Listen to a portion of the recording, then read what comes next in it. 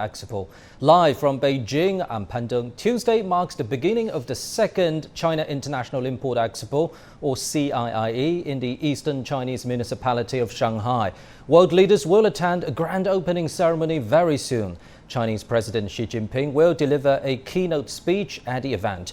We'll have all of that live. The event is held from Tuesday till Sunday this week, with the theme of New Era Shared Future. The event comes as part of China's efforts to pursue high-quality opening up and to help build an open world economy. For more insight into this, in the studio, we have Mr. Hrus, Senior Fellow with the Chung-Yong Institute for Financial Studies at Reming University of China, and Ms. Tatiana, Prezzie, Senior Fellow at the University of International Business and Economics here in Beijing. Thank you very much for joining us. But now let's get more updates regarding the event so far. President Xi Jinping has met with leaders of participating countries in Shanghai. During his meeting with Jamaican Prime Minister Holness, Xi Jinping said China and Jamaica have huge potential for bilateral cooperation. The two sides agreed to upgrade relations to a strategic partnership. Holness said Jamaica supports multilateralism and will play an active part in China's Belt and Road Initiative. The Chinese leader also held meetings with the prime ministers of Greece and Serbia. Greek Prime Minister Kyriakos Mitsotakis said Greece supports China on issues concerning core interests, and Greek people hope President Xi Jinping will soon pay a visit. Serbian Prime Minister Ana Brnabić said the friendship between the two sides is strong and Serbia will continue to play an active role in the Belt and Road Initiative. French President Emmanuel Macron is also in Shanghai for the event, and he will meet with Chinese President Xi Jinping later. President Xi and his wife Peng Liyuan also hosted a banquet to welcome the guests attending the expo from around the world. On behalf of the Chinese government and people, Xi Jinping extended a warm welcome to foreign leaders and guests. He said, by holding the CIIE and proactively expanding imports, China is taking the initiative to pursue a new round of high-level opening up, deepen international cooperation in advancing the Belt and Road Initiative, and jointly fostering an open global economy. He expressed his hope that other nations will enhance cooperation and promote the development of the world economy. Xi Jinping and Peng Liyuan also took photos with foreign leaders and their spouses. Indeed, a lot is expected of this second China International Import Expo, given the success of the first one last year. So what gadgets and gizmos will create all the buzz this year? Xu Mengqi reports. Same city, same venue, but not quite the same China International Import Expo. Organizers say the total exhibition area for this year's event has expanded to 360,000 square meters, 60,000 larger than last year. Also new this year, an official launching center where new products, technologies, and services can make high-profile releases. And speaking of technologies, I'm now in the Science Technology Live Hall, where obviously a lot of the booths are still work in progress. But once the expo officially kicks off, more than 30 new products will be making their debuts here, and you'll also see new sections featuring artificial intelligence, augmented reality, and virtual reality. And you know which was the most expensive item last year? A $28 million helicopter by Italy's Leonardo. This year, its sister models are here, ready for a comeback. Lifestyle goods, of course, are always among the most popular exhibits. And this year, organizers have set up a special section for high-end consumer commodities, where big brands such as L'Oreal, P&G, Shiseido are all confirmed. And there's more to see. From automobiles to medical care to food and agricultural products, the China International Import Expo is essentially a business matchmaker, and many companies that took part last year are joining again. One example, Elekta, a Swedish radiotherapy equipment maker, whose new machine has undergone clinical trials in China since it made its Asia debut last year. At last year's expo, we reached agreements with several dozen business partners. Fast-moving consumer goods brands, on the other hand, reaped benefits even quicker. We have seen our sales incomes increasing since last year's expo. We signed some big deals with cooperation clients such as Sinopec. Tangible exhibits certainly are the highlights of the annual expo, but so are ideas. This year, the expo will again be held in conjunction with the China International Economic Forum, the theme of which is opening up an innovation for win-win cooperation. The forum includes the opening ceremony and 5 parallel sessions on topics like business environment, WTO reform and free trade, e-commerce, artificial intelligence, and China's 70 years of development. Finally, fancy a ride with no driver? This 20,000 square meter area in the north of the exhibition center is where people can get to experience autonomous driving under 5G connectivity. It's also a new program this year. Seems pretty cool, huh? Well, make sure you come early for a seat. Shubao, CGTN, Shanghai. For more insight into this mega event in Shanghai, let's talk to our guest in the studio. I'd like to start with you, Ms. Prezzie. The theme of this year's event is New Era, Shared Future. Let's start with the very term New Era. What does that mean for China's domestic economy and world economy at large? Well, first of all, I think this is a very important event. The high-level participants, the number of countries joining this event shows the interest in the Chinese market, and also it also shows how China's convening power, right, and China's ability and interest to put this into good use. So these are very difficult times for trade cooperation, multilateralism. We see unilateral measures, we see discrimination, we see tariffs. So I think it's very timely that China hosts the second expo to unite efforts towards this common objective of creating a better environment for trade globally. Well, dear guests, we'll discuss this further, but now let's cross live to our reporter Zhou Ying. She's been following this very closely in Shanghai. Hello, Zhou Ying. Give a sense of the atmosphere at the very venue of this mega event, and what can we expect from Tuesday morning?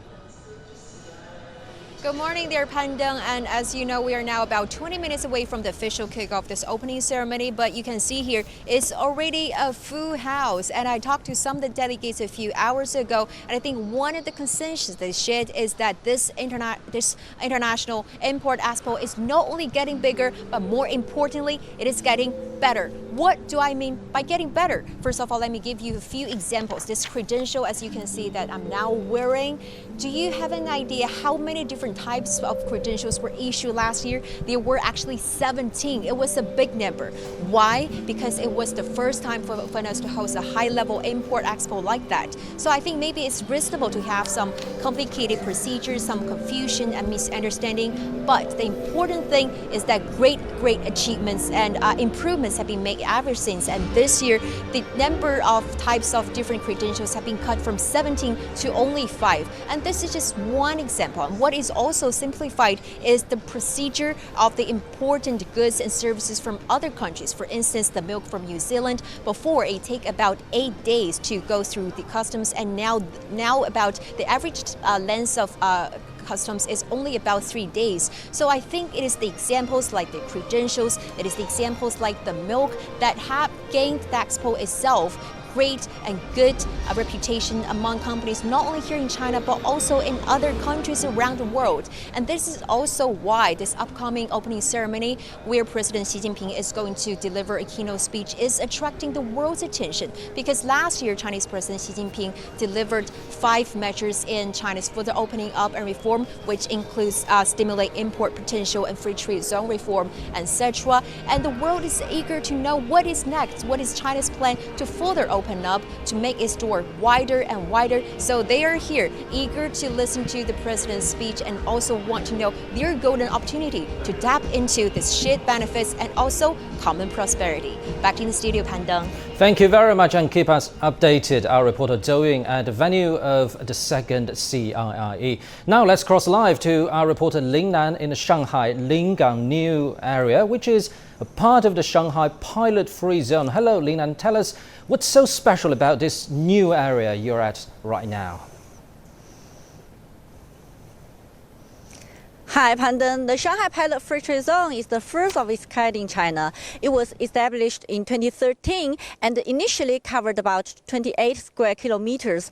It was expanded to 120 square kilometers in late 2014.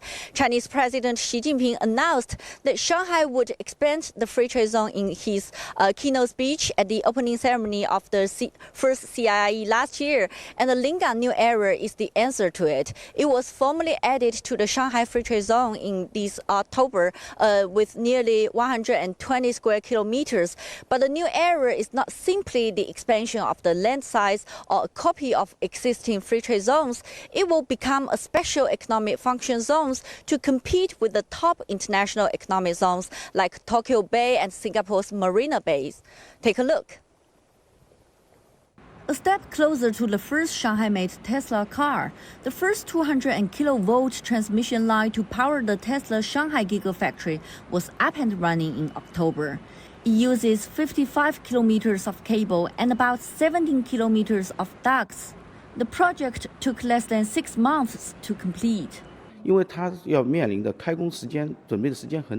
construction period was very short and there was some extreme weather. We got involved in the project early and offered our service proactively so we could understand and deal with its demands at different stages of construction. The Tesla Gigafactory is the U.S. carmaker's first overseas production line, and it was put together at lightning speed. Trial production began in October, just 10 months after the plant broke ground in Shanghai's Lingang New Area. We want to use the Tesla project as a model to promote its experience and models on a larger scale, improving the overall speed of doing business in Shanghai to Tesla speed. Lingang formally became part of the Shanghai Pilot Free Trade Zone in August. It has unveiled 50 preferential policies related to administrative approvals, finance, taxation, industrial development, and housing to make it a more friendly place to do business and live.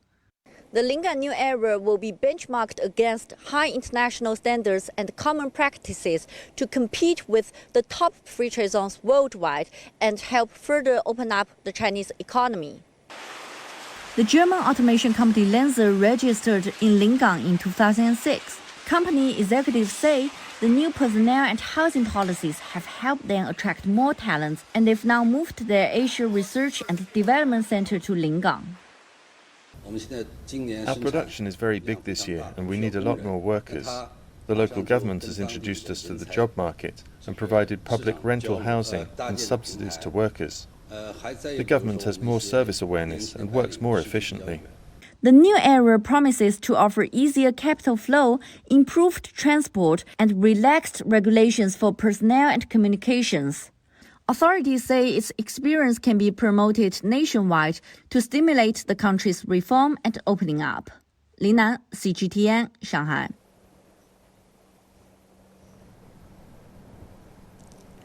Lingang New Era will be a test site for new policies. Authorities will use it to explore new policies and measures to legalize the trade and investment, improving not only Shanghai but also the nation's business environment. The signals of the Lingang New Era and the CIIE are the same.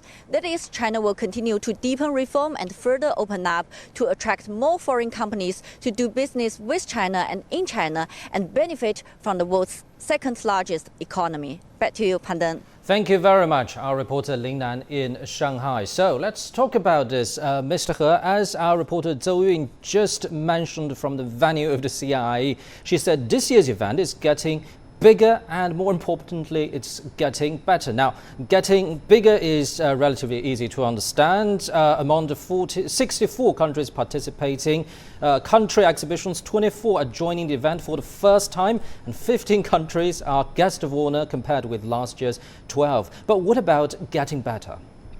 Getting better, I think we have three different areas or meanings. First, we have a larger, better import business for various countries of the world, especially at the background of the very poor world economic and trade situation.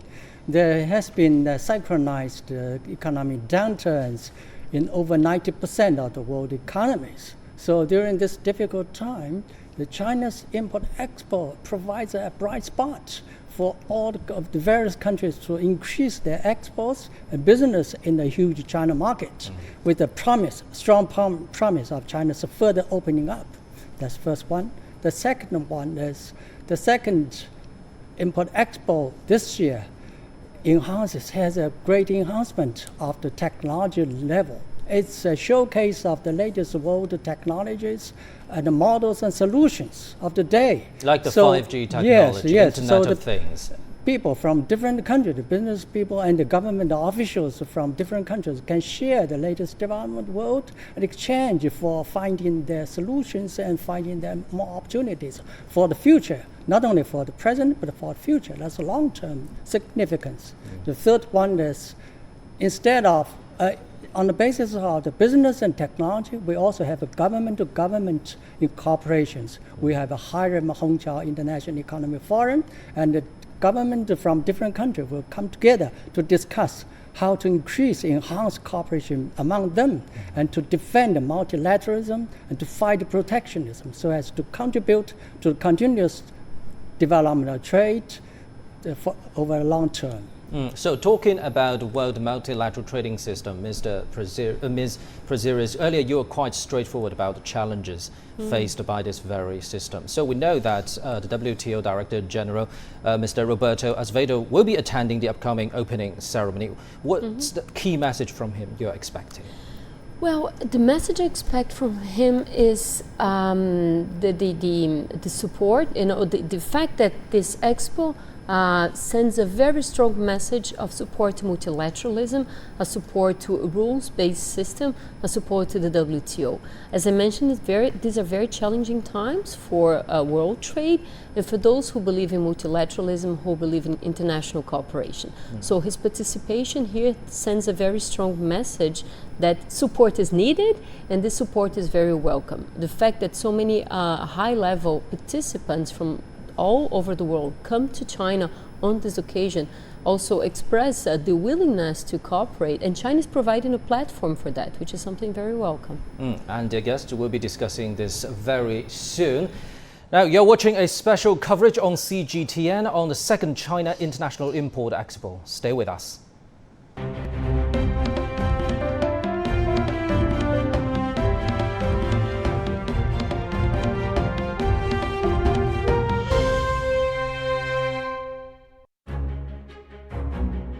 An open platform to a market of close to 1.4 billion people.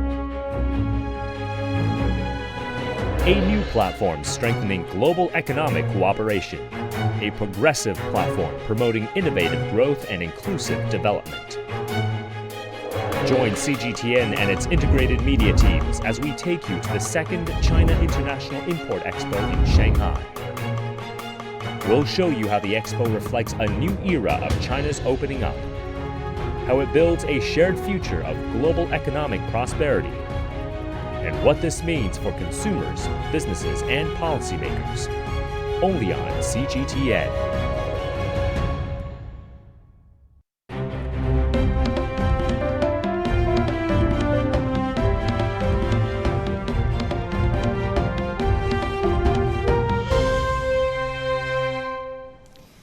Watching CGTN, we continue our coverage on the second CIIE in Shanghai, one country that's bringing local specialties to China during the Import Expo. This time is Uruguay. Our reporter Xu Xingchen sat down with the country's ambassador to China to see what Uruguay has to offer and what it hopes to achieve at the event.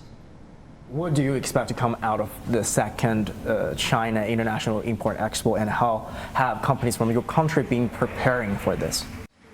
In Uruguay, we have very high expectations because we had a fantastic experience on the first edition of this incredible exhibition and big invitation from China to the world to enhance cooperation and to export more goods and to have more robust relationships with your market. So we have this political messaging that we think is very important. We want to hear from China new messages of reaffirming the conviction of China that we share in Uruguay on the importance of the multilateral trade system, the importance of continuing the opening up and reform of the economy.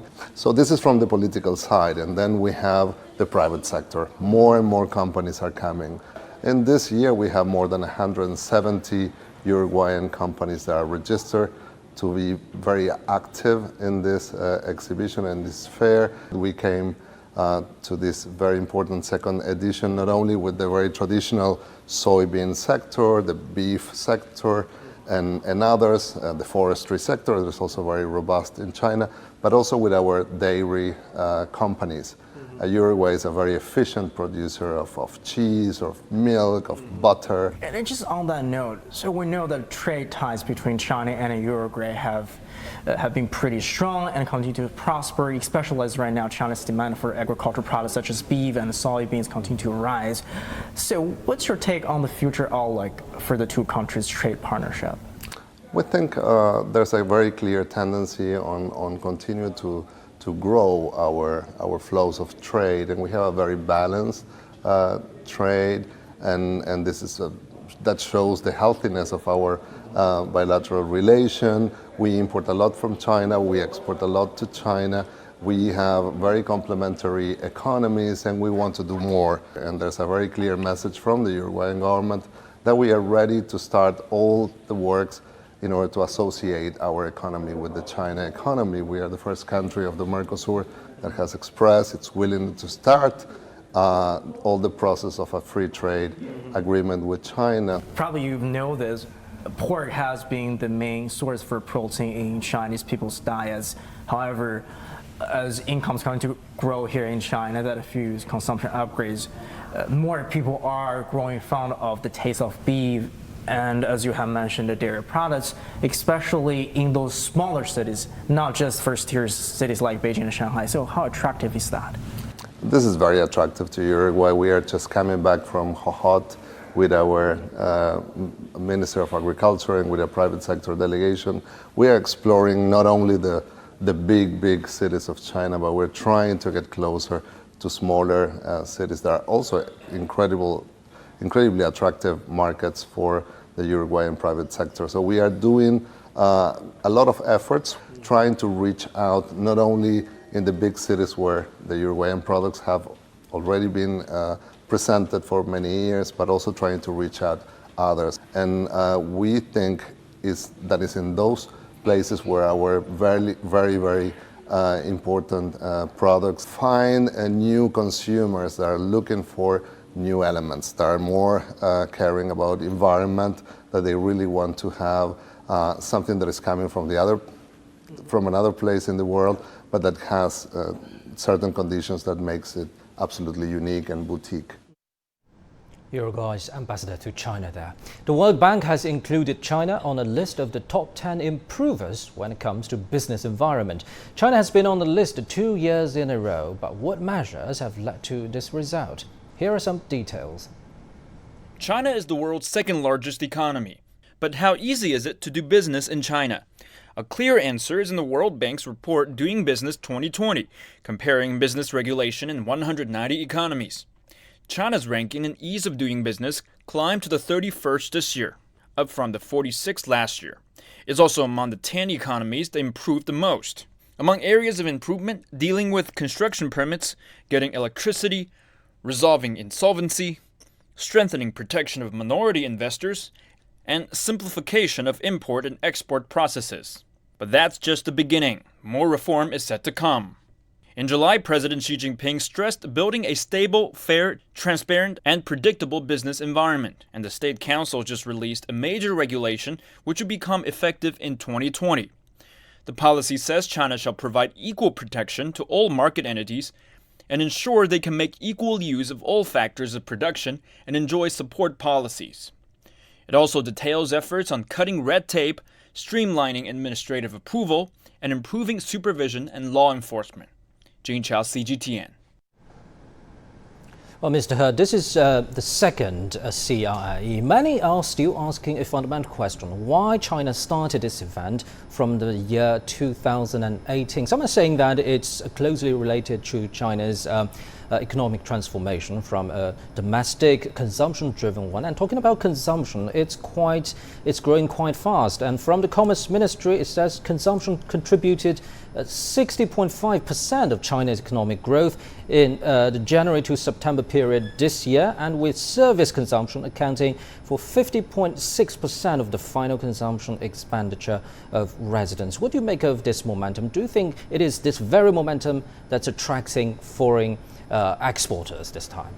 I think the original meaning, the first meaning, the first point is to narrow our trade surplus, because we have a very strong export sector. The import sector, although increasing very fast, still has some gaps with the export. So we want to encourage import. This is very unique in the world, but almost all the countries in the world encourage export. They do not encourage import, but China does. So that's the original meaning. The second meaning is, if we encourage import, so there will be exporters from various economies of the world coming in, so that will provide the vast selection for the best consumer goods, best services, and best technology for Chinese people and the companies to select from. That's very good for Chinese consumption and for Chinese production. So the third meaning is, this is a very important platform for enhanced cooperation with different countries of the world and to protect multilateralism. So regarding consumption, yes, there's a steady increase of consumption level in China, and also a higher quality of consumption selection in the country. So that would be a very good driving force for different countries and exhibitors to offer best products and services to China in order to enhance their economy and also to tap the great potential of the Chinese market. What's your take on this, Ms. Prezzie? I think that's a very good point, actually. You know, China talks very often about win-win cooperation. And for us foreigners, we listen to this and, okay, what is in there for us, right? Right. So when China decided to have this import expo, as Mr. Hrus mentioned, this is not very usual, right? Countries want to promote their exports, not their imports. So that raised a lot of interest outside China. And I think this is a very concrete way through which China matches words and deeds. So China is actually fostering imports and actually allowing the rest of the world to benefit from the consumer market of China. At the same time, as mentioned, China benefits from larger diversity of goods and services that the world has to offer for China. So I think this expo really represents a very concrete manner of China meeting its words with deeds for win-win cooperation. And this leads to another important aspect in the theme of this year's event, that is a shared future. We talked about a new era earlier. Now let's talk about shared future.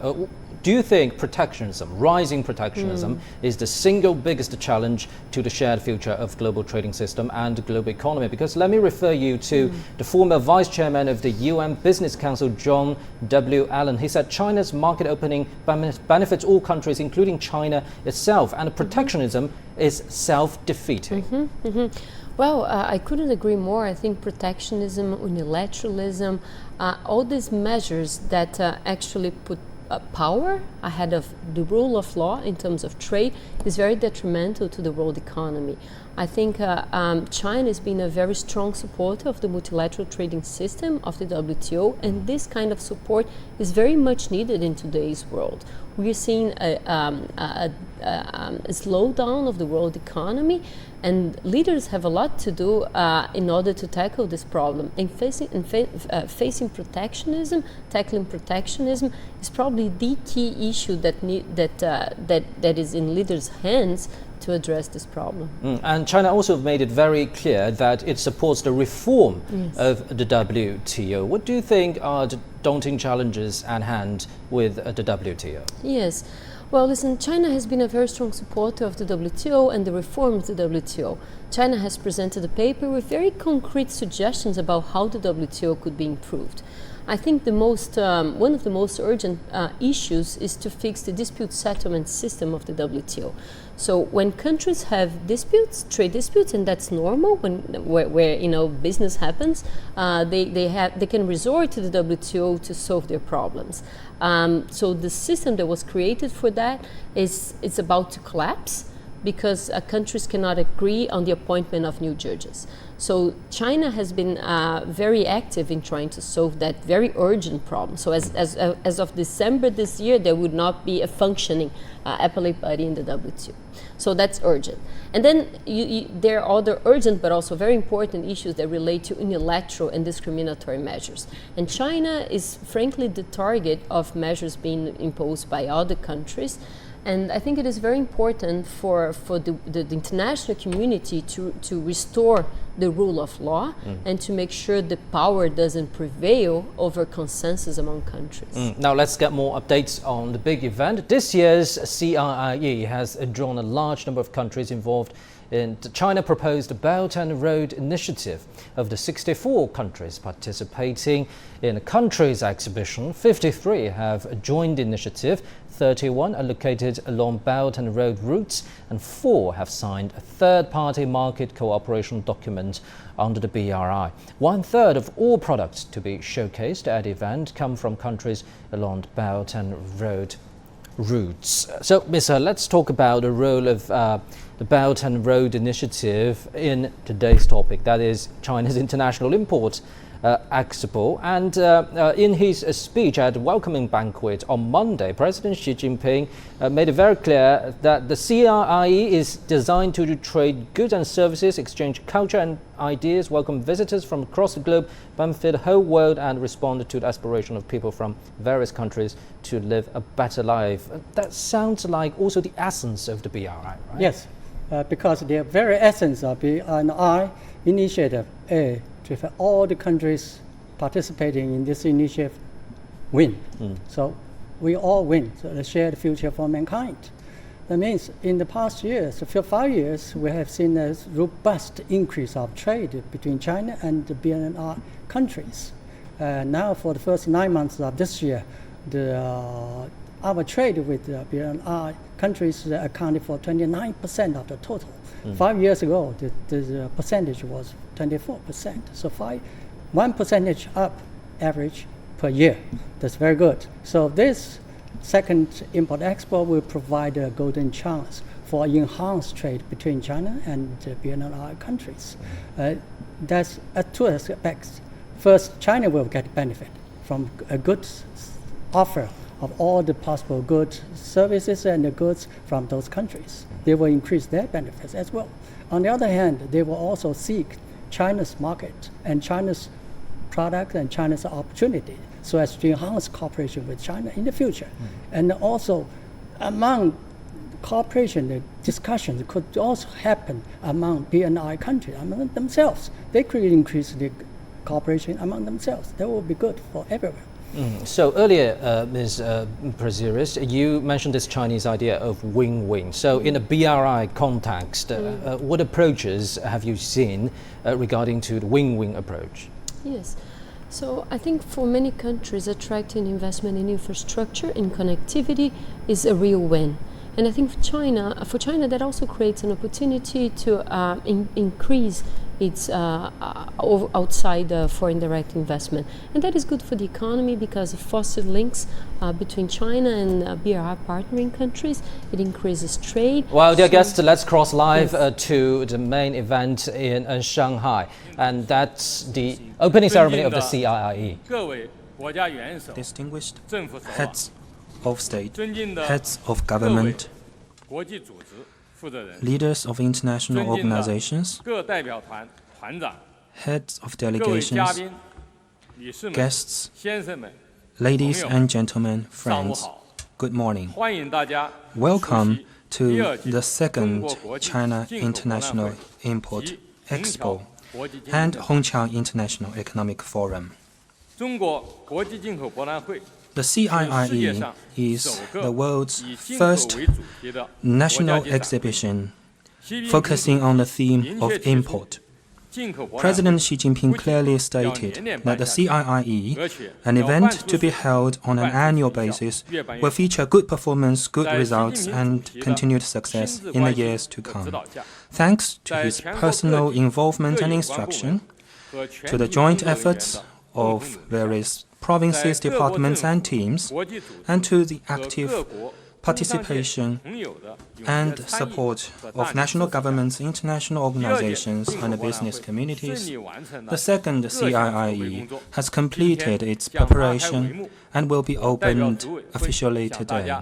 And on behalf of the organizing committee, I wish to express my sincere thanks to all of you. The second CIIE has seen new improvements on the original basis. It will be participated by 155 countries and regions, as well as 26 international organizations. The total space of the exhibition will reach 360,000 square meters. The national exhibition will be attended by 64 countries, and business exhibition attended by 3,893 companies. More new products, new technologies, and new services will be presented for the first time in China and globally. On the sidelines, we will host an informal WTO ministerial meeting and over 300 side events to increase economic and cultural exchanges. The Hongqiang International Economic Forum will focus on the theme of opening up and innovation for win-win cooperation and become a platform for political and business leaders to discuss major cutting-edge issues and to promote win-win cooperation. First of all, let's invite President Xi Jinping to announce the opening of the second CIIE and deliver a keynote speech.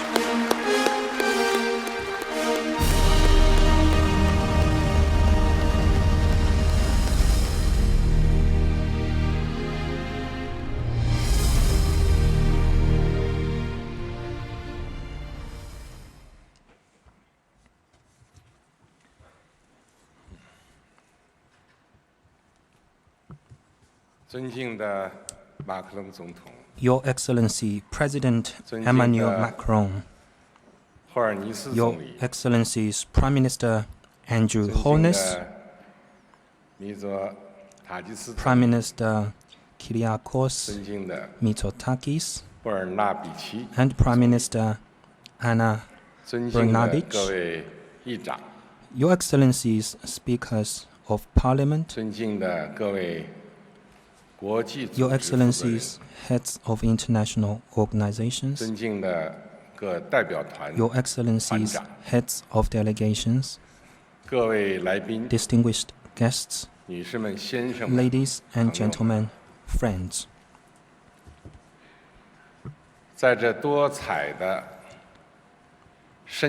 In this lovely season, tinted with deep autumn hues, it gives me great pleasure to get together with you by the Huangpu River. I now declare open the second China International Import Expo.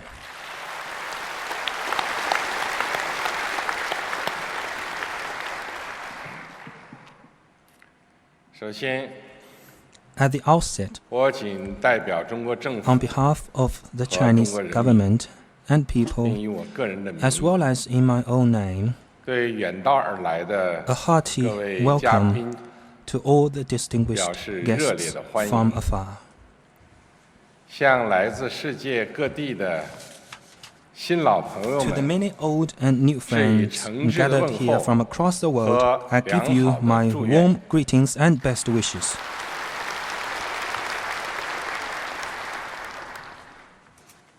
A year ago, in this same place, the inaugural China International Import Expo was successfully held. Today, we are happy to be joined by even more friends in the second expo that carries on the theme of New Era, Shared Future. I trust that you will all find your participation in the event worthwhile and rewarding. Ladies and gentlemen, friends, at last year's Expo, I announced the initiatives China was to take in the 5 areas of further opening up and spelled out 3 specific steps for Shanghai to open wider to the world. 1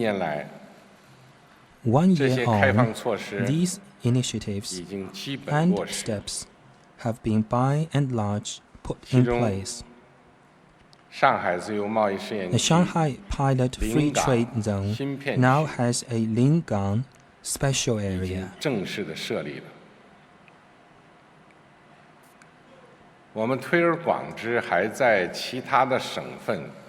And 6 other new pilot free trade zones have been set up in other provinces of the country.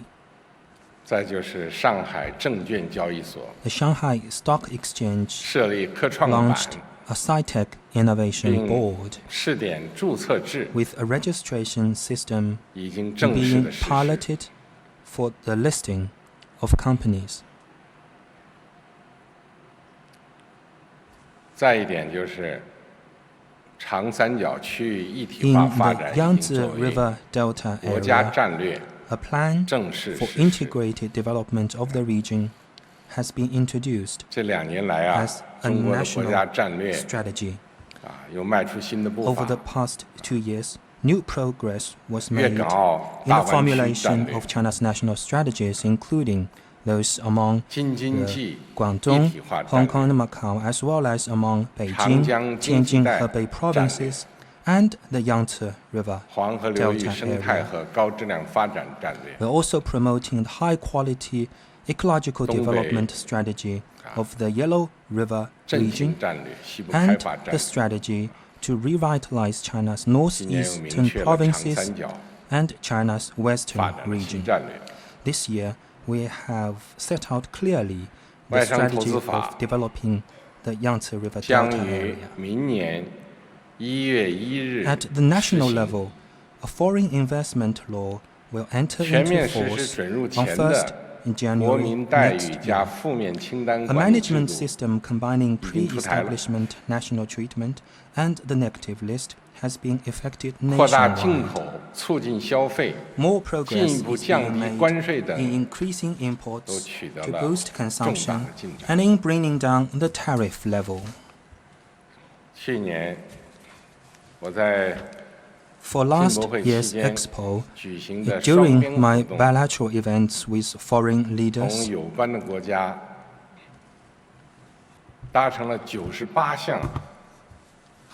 98 initiatives were agreed upon.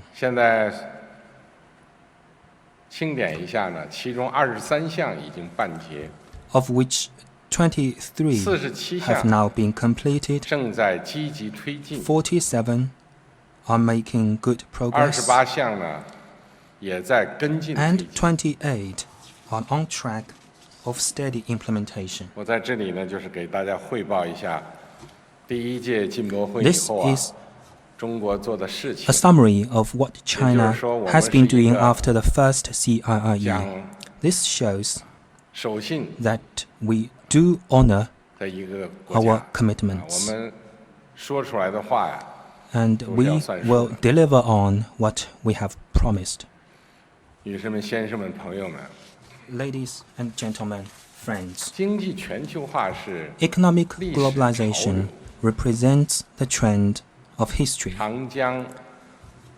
Like the world's great rivers, the Yangtze, the Nile, the Amazon, and the Danube, they all surge forward in relentless flow.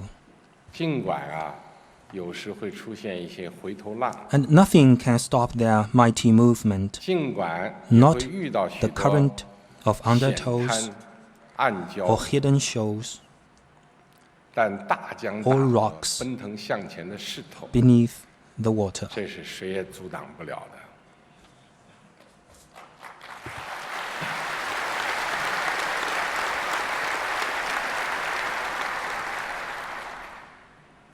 Of the problems confronting the world economy, none can be resolved by a single country alone. We must all put the common good of humanity first, rather than place one's own interest above the common interest of all. We must have a more open mindset and take more open steps and work together to make the pie of the global market even bigger. We need to strengthen the mechanisms for sharing benefits globally and explore new ways of international cooperation. The goal is to give more impetus to economic globalization and remove impediments as much as we could. For that to happen, I want to propose the following. First, let us work together to build an open world economy through cooperation. As global value and supply chains continue to develop, countries are interconnected with each other, and integration of their economy is the order of the day. Distances between countries are getting shorter, and interactions among countries are growing. Hence, the possibility of differences and frictions. The right solution lies in consultation and cooperation. All problems would be settled in the spirit of equality, mutual understanding, and accommodation. We need to promote development through opening up and deepen exchanges and cooperation among us. We need to join hands with each other instead of letting go of each other's hands. We need to tear down walls, not to erect walls. We need to stand firm against protectionism and unilateralism. We need to continually bring down trade barriers, optimize global value and supply chains, and jointly foster market demand.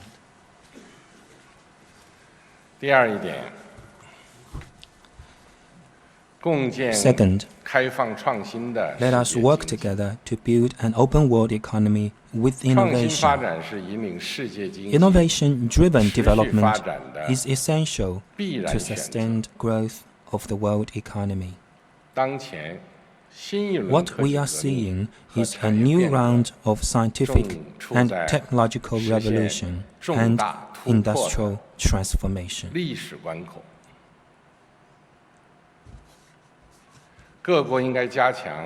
It has reached a historic juncture where major breakthroughs are within sight. Countries need to step up cooperation in innovation. We need to facilitate integration of science and technology with economic growth and increase the sharing of innovation results. We need to remove barriers that hamper the flow of knowledge, technology, talents, and other factors of innovation, and support our businesses in technical exchanges and cooperation on their own accord. This is a way to unleash the potential for innovation and to benefit mankind with the better use of knowledge. We need to tighten the protection of intellectual property. The least desirable is for us to stifle the flow of knowledge or to create or even widen the technology divide among us. Third, Let us work together to build an open world economy for mutual benefits.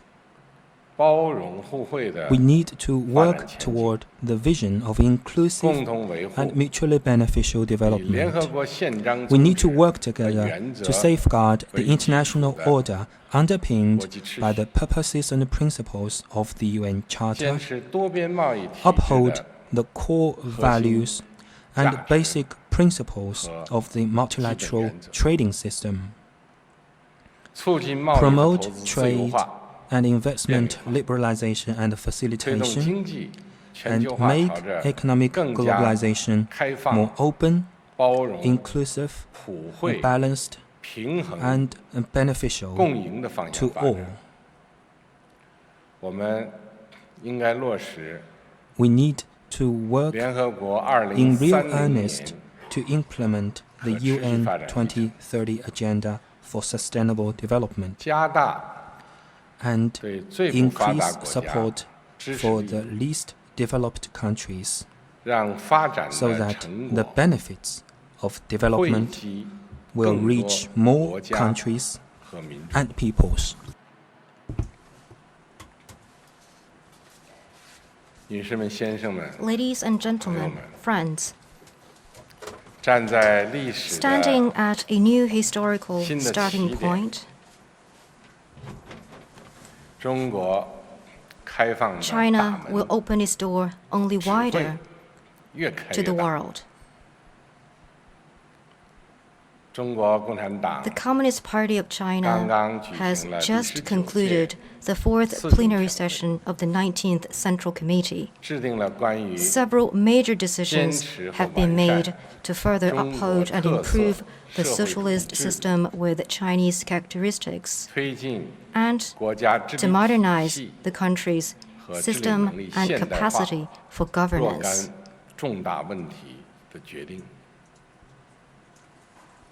That included a host of significant measures to deepen reform and opening up.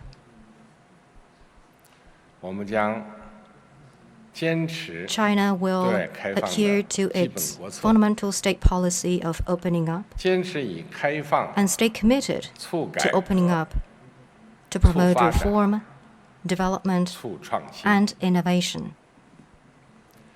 This will bring about opening up at an even higher level.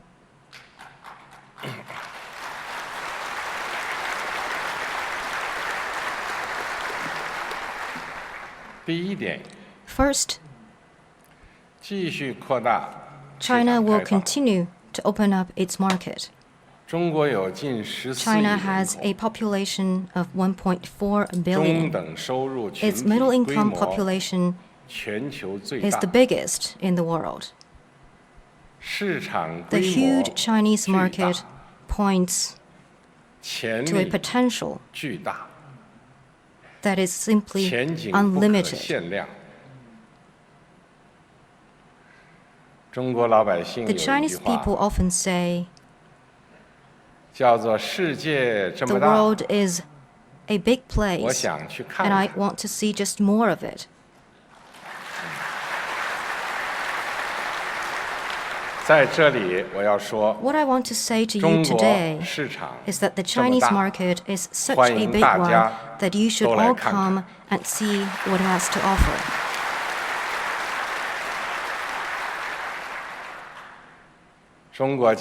China will better leverage the fundamental role of domestic consumption in economic development and foster a more robust domestic market in order to boost growth at home and create more room for global growth. China will give greater importance to import. We will continue to lower tariffs and institutional transaction costs. We will develop demonstration zones to promote import trade by creative means. and we will import more high-quality goods and services from around the world. We will take steps to promote balanced development of both imports and exports, of trade in goods and in services, of two-way trade and investment. And of trade and industry.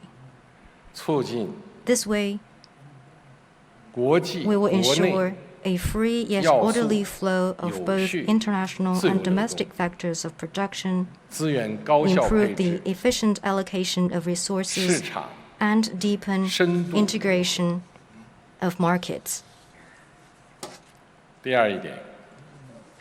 Second, China will continue to optimize its opening up structure.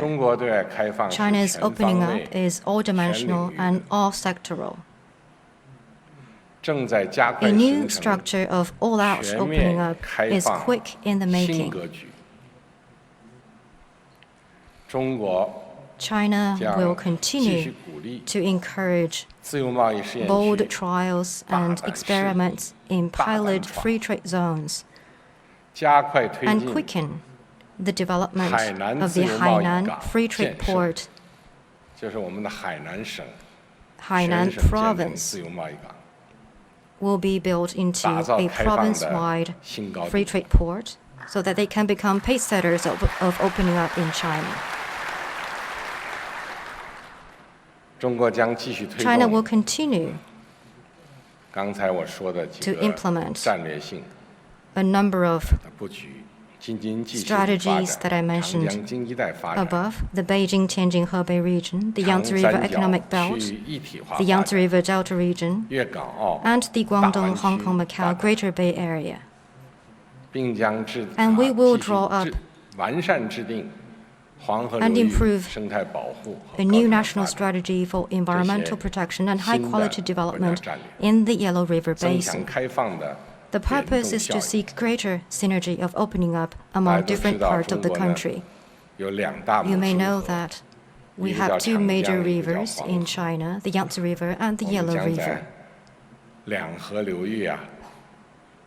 In areas along the two rivers, we will endeavor to make sure that the development will be more balanced and coordinated. Third, China will continue to improve the business environment. Proper business environment provides the necessary condition for enterprises to survive and thrive. On October the 24th, the World Bank released its Doing Business Report 2020, which ranks China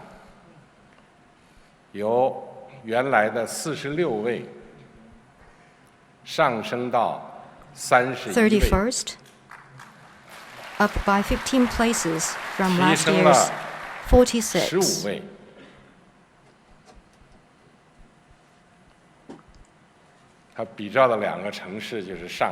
Two cities are referenced, Shanghai and Beijing.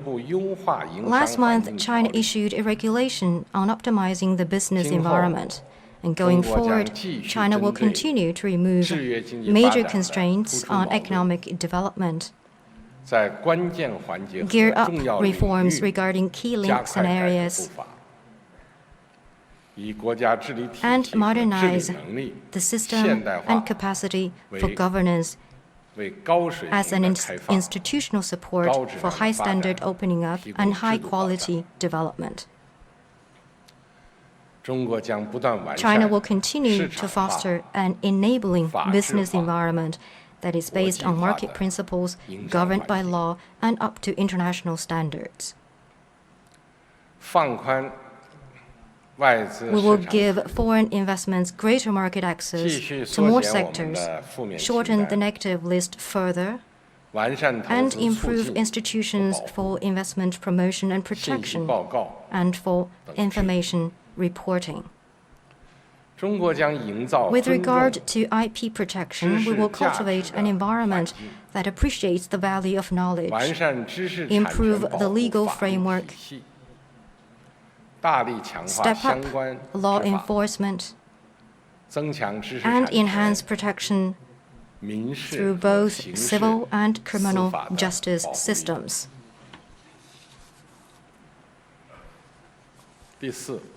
Fourth, China will continue to deepen multilateral and bilateral cooperation. China is a champion for international cooperation and a supporter of multilateralism.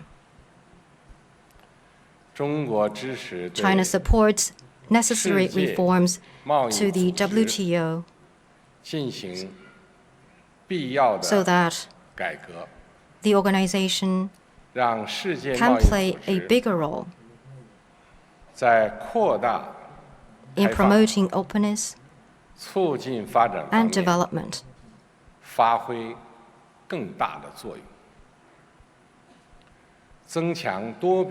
that the multilateral trading regime can be more authoritative and effective.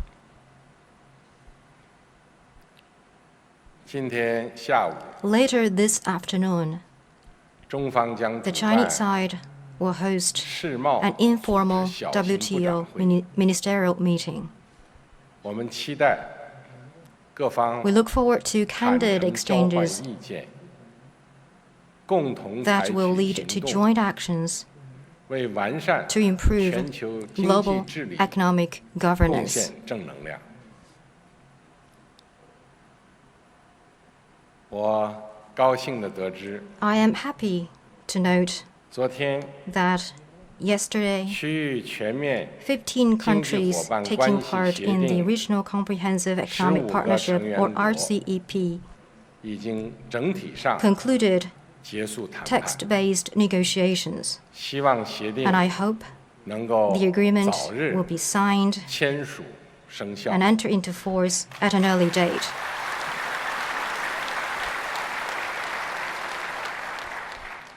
China will be happy to conclude high-standard free trade agreements with more countries. We will also speed up negotiations on a China-EU investment agreement, a China-Japan ROK FTA, and a China Gulf Cooperation Council FTA. We will stay actively engaged in cooperation within the United Nations, the G20, APEC, and BRICS to move economic globalization forward.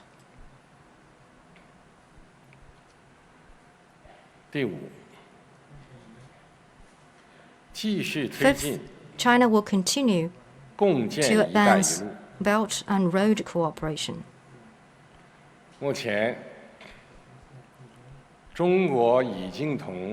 Today, with 137 countries and 30 international organizations, China has signed 197 documents on Belt and Road cooperation.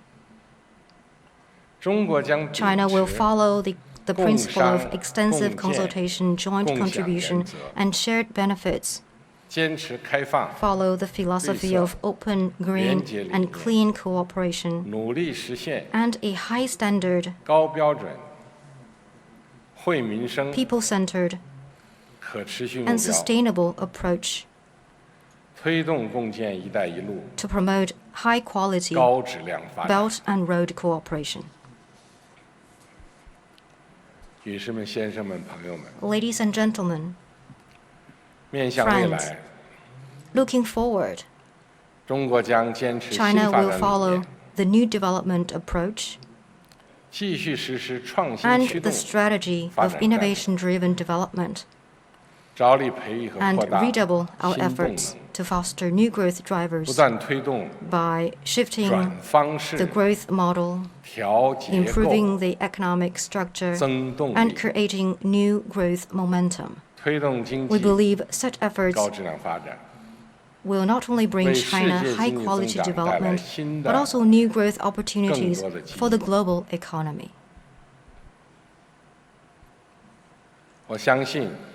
I have faith in the bright prospect of China's economic development.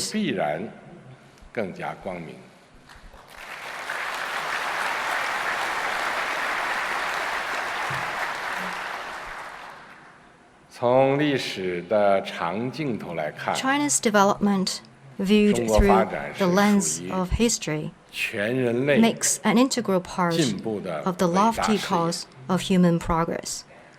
China will reach out its arms and offer countries in the world more opportunities of market, investment, and growth.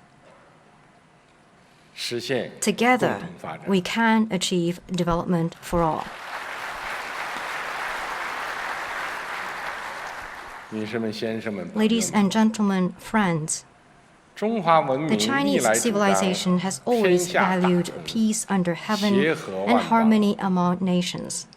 Let us all work in that spirit and contribute to an open global economy and to a community with a shared future for mankind. Thank you.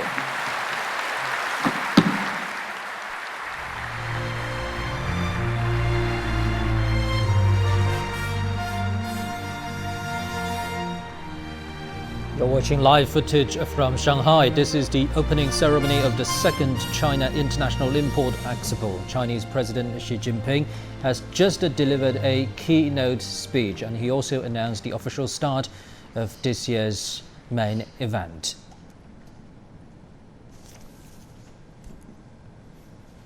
Thank you, Your Excellency President Xi, for your wonderful speech. In his speech, President Xi reviewed the implementation of various opening up measures since the first CIIE, gave an in-depth analysis of the current world economy, and put forward the important proposal to jointly build an open world economy featuring cooperation, innovation, and mutual benefits. And he announced a host of steps China will take in 5 aspects to promote high-level opening up with important and far-reaching significance. Next, let's warmly welcome His Excellency President Emmanuel Macron of France to deliver his speech.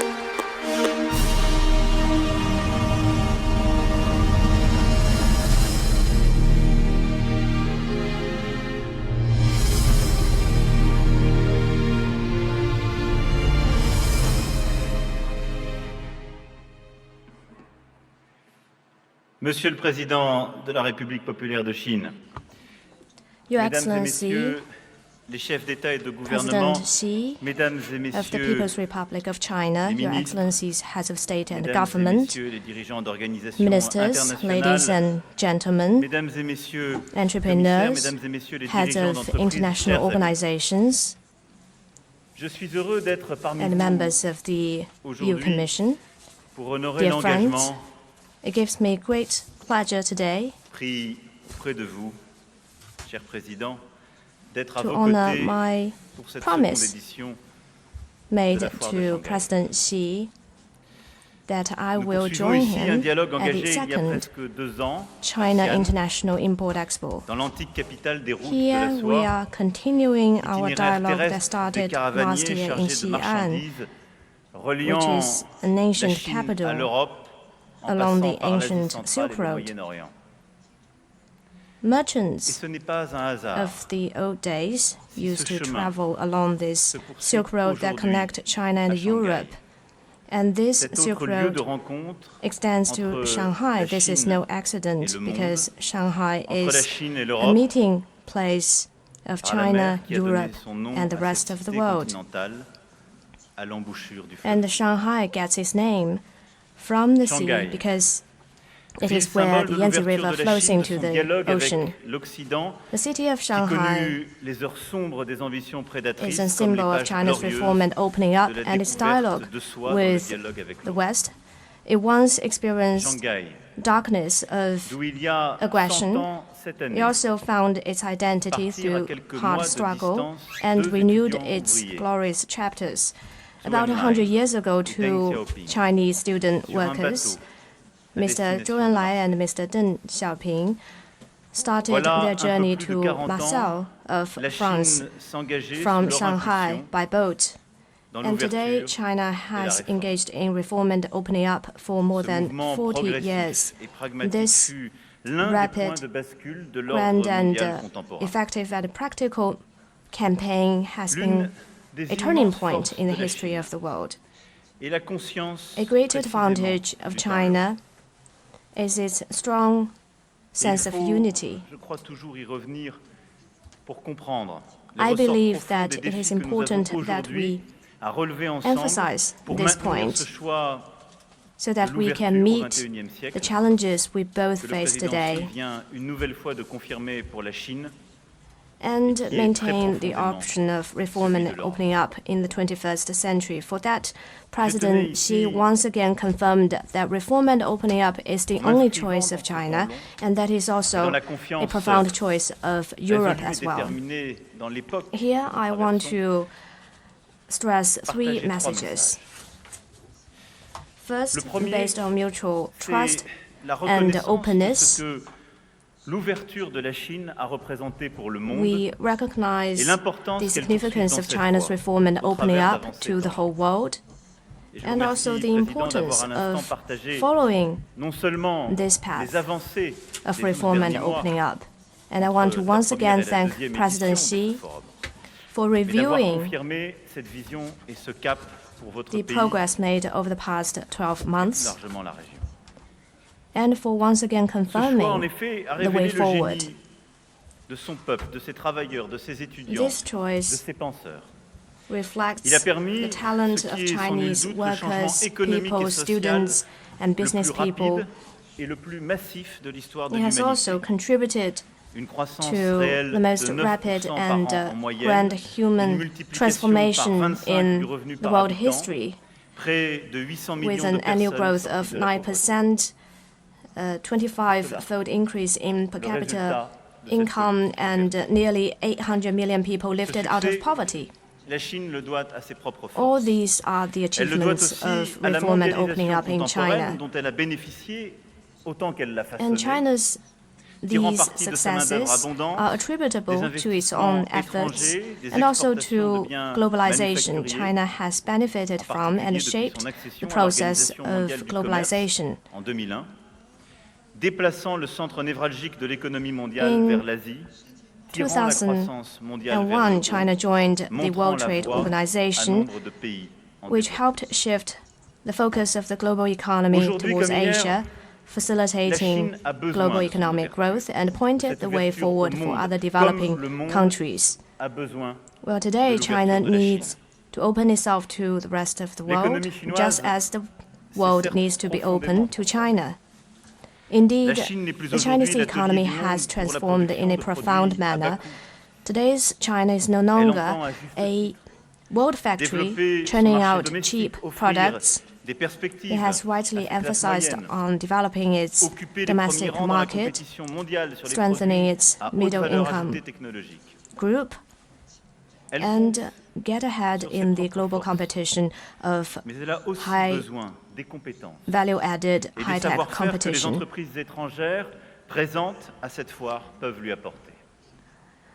And China also has the expertise and technologies that foreign companies need, especially those that attend this CIIE, China needs to ensure food safety for 20.5% of the world population, with only 7% of the world's arable land.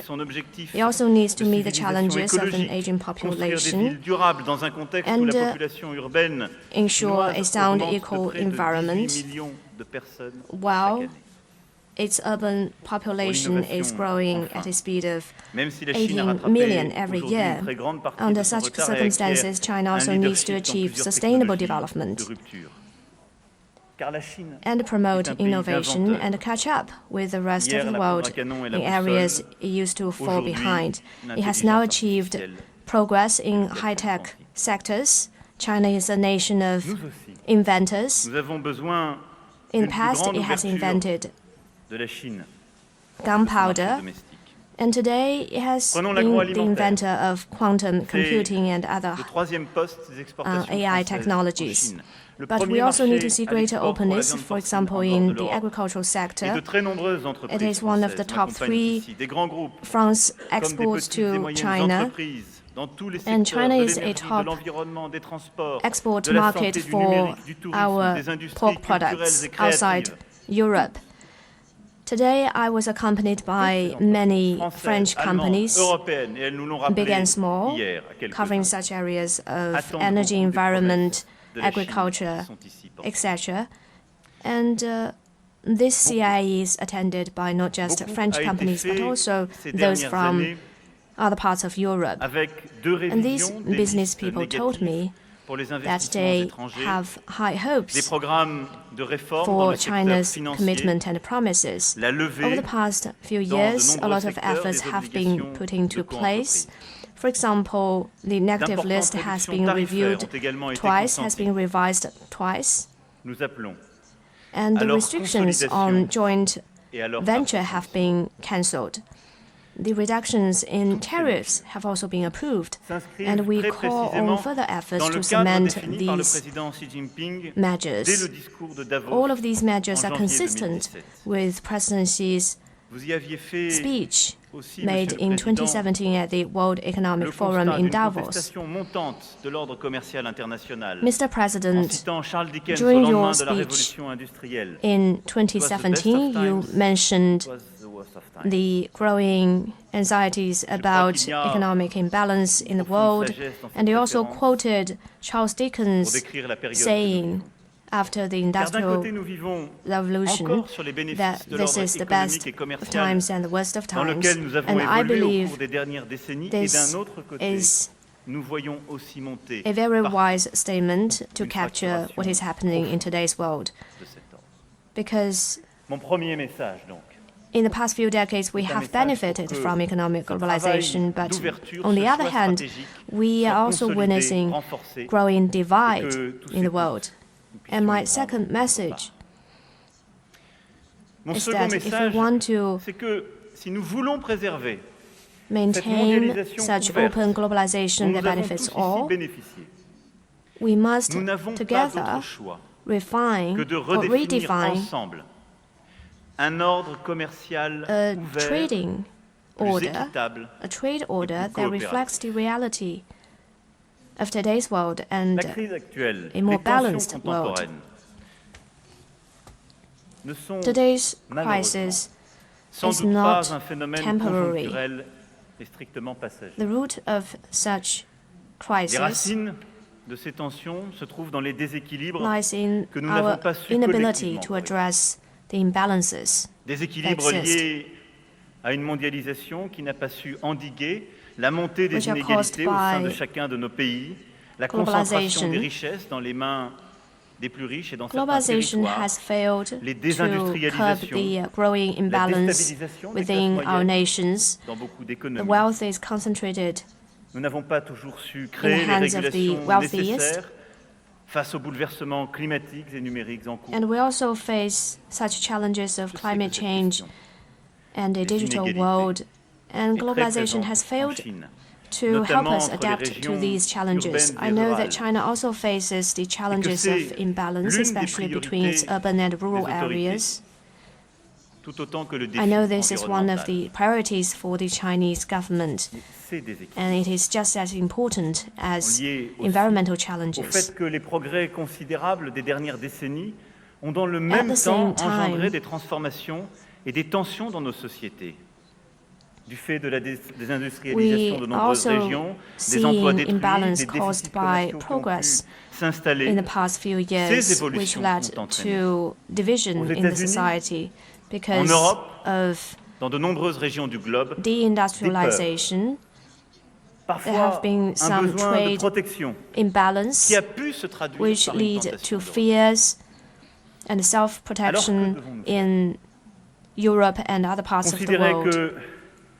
Le système commercial que nous avons bâti ensemble au sein de l'Organisation mondiale du commerce, au motif qu'il n'a pas su apporter une réponse aussi efficace que nous le souhaitions aux distorsions du commerce international, safeguard for qu'il n'y aurait pas d'autre choix que de the world recourir à economy. l'action Should we just give up on such trade order and resort to unilateralism and tariffs or the law of the jungle? Is that the way forward? Je ne le crois pas. I don't think Ce n'est pas so. le choix de la France, ce n'est pas le choix de l'Europe. That is not the choice of La guerre France commerciale or ne the fait European Union. que des perdants. No one wins a Nous en trade voyons war. les effets. Les tensions commerciales entre les deux We principales have seen the puissances économiques consequences of pèsent d'ores et trade déjà sur la wars. croissance mondiale. Les The discussions trade sont tensions actuellement between en major cours countries in the et je world souhaite have already hurt qu'elles puissent aboutir the global à un accord economy. de nature à apaiser les tensions et qui préserve and les its intérêts damage des autres is grands being partenaires felt around the commerciaux world. de la And Chine we et hope des that an États-Unis, agreement à can be commencer reached to ease the par l'Union tensions and to européenne. uphold the interests of all the Nous devons donc stakeholders, agir starting with the de European manière Union. très concrète et résolue. I do not D'abord, think that dans refusal chacun de nos to pays, trade wars pour chacun de and protectionism La Chine a subi lors de la crise de 2008 les conséquences de l'effondrement de la demande extérieure dans une would économie lead fondée to sur a un modèle situation where we just de bury rattrapage. our Elle a heads in the engagé, sand. lors du 19e congrès, un important In mouvement de 2018, réforme du China, côté de l'offre qui s'est in traduit par 2008, une China politique faced financière de the contrôle des risques, global un souci financial de mieux crisis. soutenir At le the financement du 19th secteur Party privé, Congress, China introduced l'accélération the de l'ouverture du important marché chinois policy of et une supply-side réduction de structural l'excédent reform courant. C'est un choix and a important more proactive fiscal policy to support the private sector agir and accelerate opening up of the Chinese Nous ne market and to pourrons pas reduce répondre avec les cadres d'hier trade surplus aux in the réalités current account. d'aujourd'hui. This is an ambitious Le système policy, commercial and multilatéral we est also un bien need to commun take qu'il nous faut steps préserver ourselves. We cannot apply the framework of yesterday pour répondre to aux address the déséquilibres problems actuels and realities of que j'ai today. décrits et qui l'ont fracturé. The trade system, the Agir multilateral d'abord trade system, is a en legacy that we construisant must le uphold cadre together. d'une concurrence plus équitable. Nous avons beaucoup discuté au cours des derniers mois sur le point de savoir si nous And étions we ou do non need des to rivaux. address the current imbalances. La And the réalité, third c'est message I want que to l'Europe et la stress Chine sont des partenaires de premier plan dans les échanges is that internationaux et en même China temps des concurrents. is Du fait du a succès de la priority Chine dans son cooperation rattrapage. partner Et que c'est ce of cadre Europe, and nous we are faut also créer de nouveaux liens competitors d'équilibre. because China has Suppose caught que les up with procédures d'entrée sur le marché chinois Europe. soient accélérées, rendues plus transparentes pour permettre aux entreprises étrangères, And we need to accelerate notamment aux the entreprises process innovantes, of de s'installer en allowing Chine. foreign companies to access the Chinese market. C'est la poursuite And this process de needs to be l'agenda more que vous open avez so that décrit foreign et des companies premiers can résultats be more obtenus. reassured as they enter the Cela Chinese suppose market. que nos entreprises puissent bénéficier de This voies de means that recours d'un traitement égal dans when l'accès these aux subventions et au marché companies public. get finances En and juin, enter the public lors sector, du they can sommet du be G20, treated equally. le They président can Xi Jinping participate in government a annoncé purchases. la mise en place de equally. mécanismes de plainte pour permettre aux At investisseurs the G20 étrangers summit de this mieux June, faire valoir leurs President droits Xi et announced assurer une the égalité establishment de of a traitement complaint pour tous les system investisseurs. for foreign companies Je salue to ces better annonces safeguard sont their importantes. interests and Et to les ensure equal résultats, treatment les for all réalisations concrètes market entities. s'inscriront All these are dans la very foulée de important policy measures which I really Nous appreciate. devons aussi And I do hope that these policy measures will be implemented in earnest at an early date. Pour répondre dans un cadre coopératif aux questions de We transparence, need to work in the de spirit of surcapacité, cooperation de subvention d'État. Ces to questions address the toutes à problems discuter. facing Et the pour World toutes, Trade il existe des Organization solutions qui sont à bâtir dans un cadre and address multilatéral, the transparent, inequality efficace, rapide. existing between Je me different félicite countries. de la ministérielle de And cet we need to après-midi. continue to work together Mais under the je banner nous of appelle tous multilateralism. collectivement, Chinois, Européens, During the Américains, CIIE, puissances du I monde know there will entier, be an informal présentes WTO ici, ministerial à œuvrer meeting. et à prendre nos We responsabilités welcome such an pour initiative. parachever ce travail We all de need to shoulder modernisation et our de transformation respective de l'OMC. responsibilities to improve Nous devons and modernize aussi the WTO. démontrer ensemble que l'esprit de coopération permet d'obtenir des résultats, plus que l'esprit de confrontation. At the same time, we need to La once conclusion again positive advance des the négociations spirit entre of l'Union cooperation européenne et la which Chine is effective. sur l'accord sur les indications géographiques The signé EU and demain à China Pékin est à cet égard agreement une on étape geographical décisive, indications will be car il s'agit signed pour l'Union européenne tomorrow d'un in accord Beijing. d'intérêt This is a systémique decisive step longtemps recherché. forward. Nous devons poursuivre sur cette dynamique And this positive is dans le something that cadre has des long been négociations en sought by cours entre the l'Union European européenne side. et la Chine pour la conclusion d'un accord global d'investissement ambitieux en 2020. And under the spirit of cooperation 2020 between doit marquer China la and Europe, finalisation we need to d'un tel have accord. greater Le communication sommet entre la Chine et l'Union européenne so doit that by permettre de 2020 we can consacrer reach un a tel China-EU cadre d'investissement investment agreement bilatéral qui soit positif, exigeant de part et d'autre et prenne Signing précisément en considération or les formulating défis stratégiques a de bilateral propriété intellectuelle, investment de framework cadre d'investissement accommodating auquel each other's common interests, protecting très intellectual profondément. property rights and pouvons safeguarding investment interests of both sides l'opportunité are offerte of par les prochains essential mois importance, and pour we bâtir believe justement we need to le seize cadre this d'investissement et de opportunity commerce entre l'Union européenne et la Chine qui soit mutuellement bénéfique et ainsi and put in œuvrer place a à la trade and modernisation, investment la framework transformation du between cadre China and the commercial EU mondial. based on equality and mutual benefit, Enfin, so as to et c'est improve le and troisième reform message the global multilateral voulais system. nous ne The third parviendrons message à I cela want to send que si la Chine et l'Union européenne is that bâtissent aussi et dans le même temps un ordre international and China d'équilibre durable. Je crois en effet que are l'ouverture, capable of que la contributing to a more consolidation reasonable et la poursuite global de ce order. mouvement du I commerce believe that international ne peuvent openness persister dans le temps in global que trade si nous parvenons ensemble à mieux maîtriser le cours du monde et ses conséquences sur nos requires our active C'est pourquoi participation, notre agenda d'ouverture, so as d'échange, to ne better peut manage être durable the que s'il global est order harmonieux. Que s'il permet à chacun de and faire face à minimize ses the défis, impact on our et people. s'il permet à chacun de mieux maîtriser So son we need to destin find a et retrouver un harmonious peu le sens, framework of cooperation for all countries to c'est-à-dire si nous parvenons rise par up to nos the coopérations, challenges nos they échanges, face à répondre aux désordres through économiques, sociaux, communication climatiques and que cooperation. j'évoquais il y a un instant. We need to address Quel jeune various Chinois peut être convaincu challenges brought de by l'intérêt our de l'ouverture de la force du societies commerce international and climate change si cela ne l'aide pas à vivre mieux, à se nourrir mieux? Quel jeune Français peut être convaincu de l'intérêt de l'ouverture si elle le rend plus dépendant de choix technologiques open faits ailleurs trade is a source et of moins maître strength, de son and this is destin? something both the Chinese Quel and the French habitant people de need to Marseille recognize, and it would ou also Shanghai help improve peut people's living penser que standards l'ouverture, le and help commerce us international seize sont de our bonnes choses opportunities and our si ça ne lui permet pas de destiny. respirer chaque jour un air meilleur? An open global question trade aussi que je is posais. a good thing, Et cette and it ouverture would que nous prenons, generate benefits cet agenda de in many poursuite areas for our people, commerce and this international, is the spirit of openness that we need to plus advocate, ouvert, suppose aussi que nous parvenions so à en that we bâtir can promote more balanced global Et donc que trade. nous ne perdions pas de vue qu'il ne s'agit pas To that simplement end, we d'entreprises, need to work together d'argent, de biens et to services, formulate and et harmonize d'échanges de femmes et d'hommes. the Et donc, international au trade final, rules. d'un agenda For de that, we need to confiance pay more et attention d'équilibre to cooperation and communication. de confiance et We d'équilibre, need to oui, establish en a particulier framework based on entre mutual l'Union trust européenne and et equality, la Chine. Et ce sont ces nouvelles especially règles de la between China confiance and the European Union. qu'il nous faut entre nous consolider.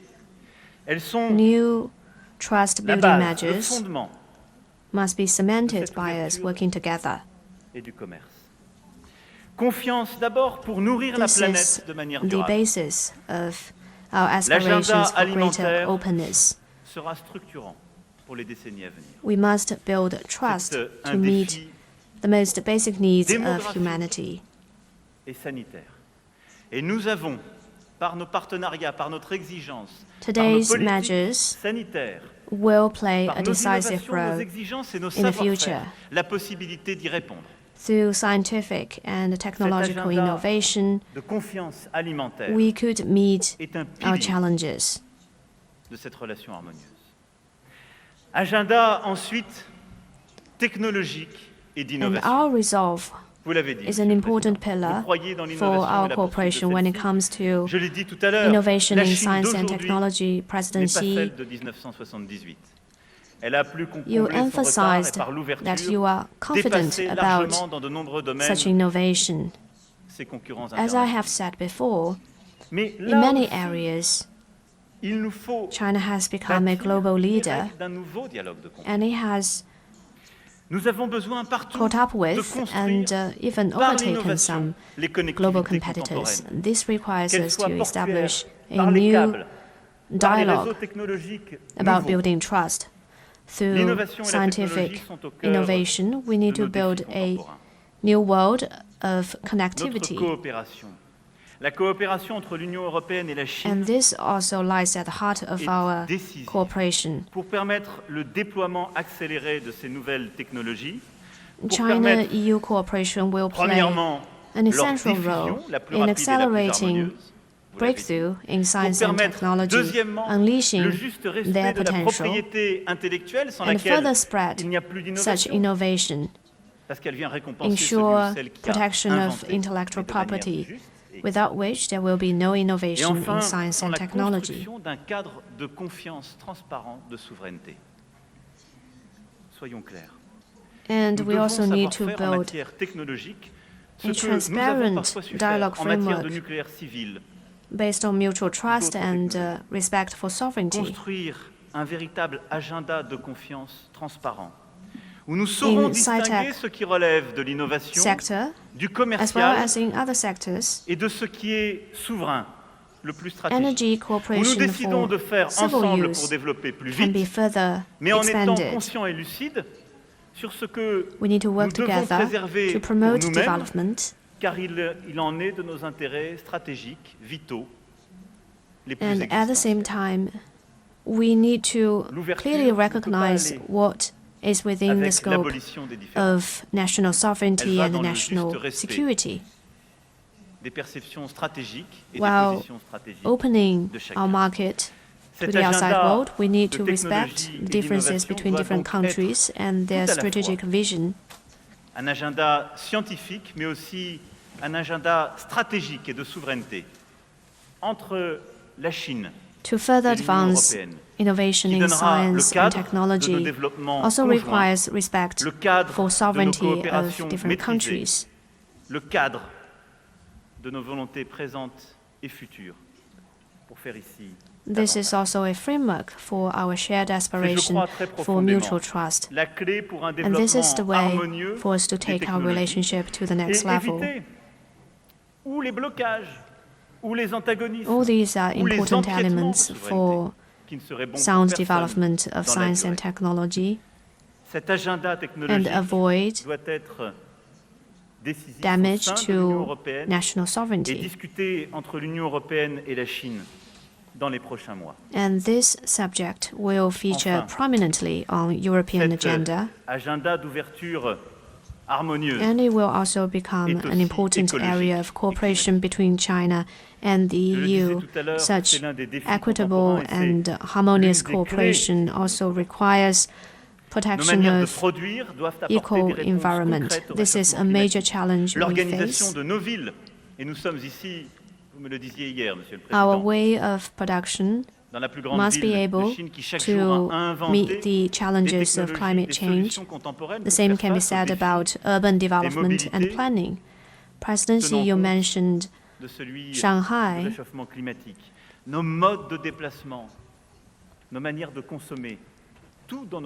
Given the flow of population, Shanghai has come up with new ways of regulation and management. So it is with such wisdom we need to meet the challenges of climate change. Our foreign policy and our strategy on science and technology must make it its top priority to address climate change. And we also need to prioritize biodiversity or the protection of it.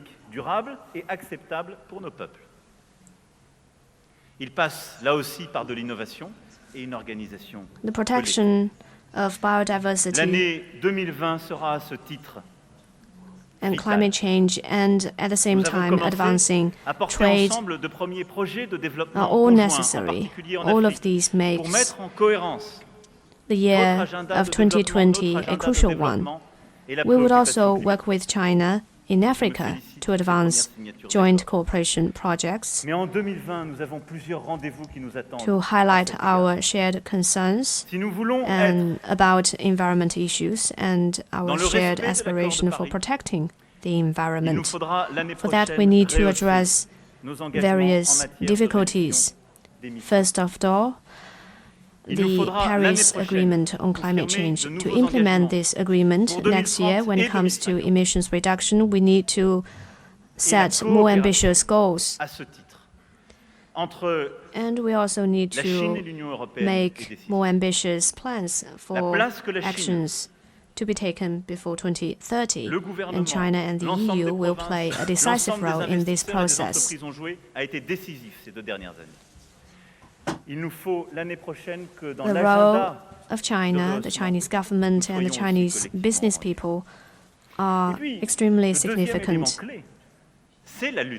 And next year, we will put forward more ambitious goals, and we look forward to the participation of Chinese government and Chinese businesses. Next year, COP15 for biodiversity will be held, and it must be a success. And I call on all of you today to take an active part in COP15 on biodiversity, and this is a crucial factor for sustainable development. China has taken the responsibility to demonstrate leadership in this area. And we will do our best to support China in achieving success in this area. So we need to be more active in our cooperation on addressing climate change and on protecting biodiversity. China and the EU need to make a specific time frame and practical common objectives in the spirit of harmony and equality. We need to further respect the interests of all countries. Unilateralism and self-isolation are not sustainable. They are also the primary reasons for conflicts. Over-reliance on one industry or one side-tech factor would also lead to future conflicts or imbalance. We need to formulate shared objectives under the same framework, especially when it comes to food processing, climate change, science and technology.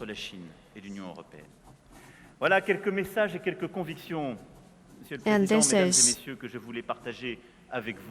a cooperation framework I hope that China and the EU could establish together. Openness, foreign trade. In these areas, harmonious and equitable cooperation between China and the EU is very important for the international community. And the way to achieve success is through cooperation and dialogue. But of course, this takes time.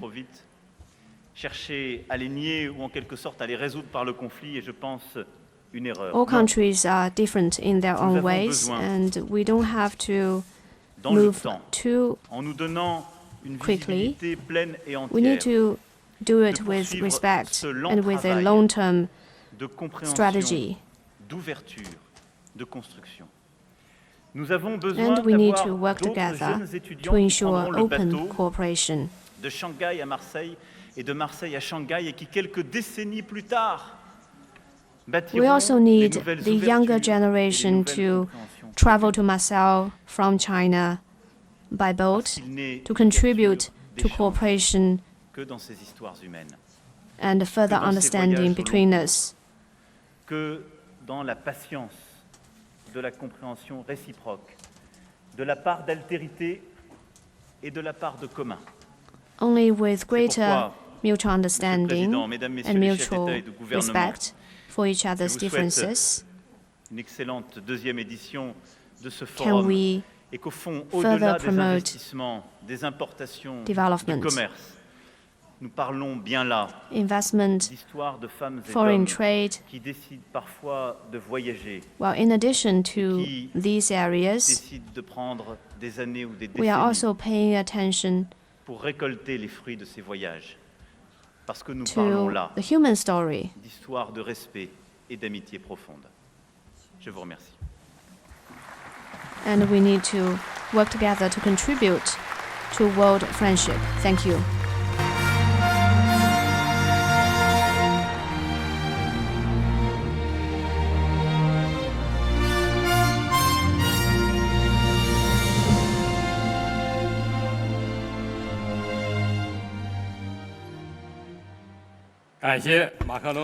Thank you very much, President Macron, for your excellent speech.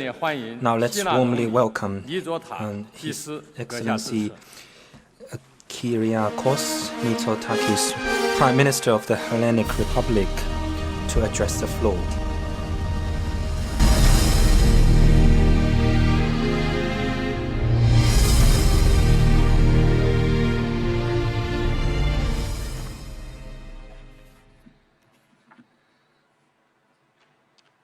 Your Excellency, Mr. Xi Jinping, President of the People's Republic of China, Heads of State and Government, Excellencies, dear guests, it is a very special honor for me to stand before you today, representing Greece, a guest of honor country, at the second China International Import Expo. Greece, Mr. President, is present at this exhibition for the second consecutive year. However, this year's context is very different for my country. We are finally emerging from the darkness of a long and painful 10-year economic crisis. We're confronting the opportunities of the future with a renewed sense of optimism and self-confidence. Our presence here also confirms the importance of our strategic relationship with China. The relationship between Greece and the People's Republic of China is not new. It has evolved through previous decades as our ties are extending and our bond is becoming stronger. However, this relationship is not just about trade, investment, technology, tourism, or the economy in general. It goes a lot deeper in time. Greece and China look at each other respectfully as ancient civilizations, going back thousands of years. Both countries have not just moved with the wheel of history, they have shaped it. Confucius and Aristotle addressed fundamental issues regarding ethics, morality, and the notion of a virtuous life. The world, including political leaders, would be very well served if their teachings regained the prominence that they deserve. So we stand here today representing cultures that have left a strong imprint on the whole history of the world. Blessed by geography, Greece has always been open to the world and has been affected very early by the winds of change. We are, as is China, a nation of seafarers. Greek ship owners control almost 25% of the global commercial maritime fleet. And in this, the synergies with China, the largest export economy in the world, are obvious. China is able to reach faraway markets thanks to a large extent to Greek-owned ships. A lot of these ships have been built in Chinese shipyards. To be more precise, more than 1,000 of them over the past 15 years, which totals an investment exceeding $50 billion. And if these ships could employ high-quality equipment, such as environmental protection systems, lighting, electrical steering systems made in Greece, that would further enhance our synergy in a mutually beneficial way. It is only one small example of how opening up markets would be beneficial to both our countries. The investment of COSCO Shipping in Greece is a key success story, not only for the relationship between China and Greece, but also for the entire region. It is an example, Mr. President, of how a Chinese company was bold enough to invest in Greek infrastructure at a time when Greece was considered uninvestable. Piraeus is the first major European port on the route from Asia to Europe after crossing the Suez Canal. Through Greece, Asian goods can reach Eastern and Central Europe 7 to 10 days faster compared to other routes, thus saving valuable time, money, and of course, CO2. And my government has just approved an additional €600 million investment plan for the Piraeus port.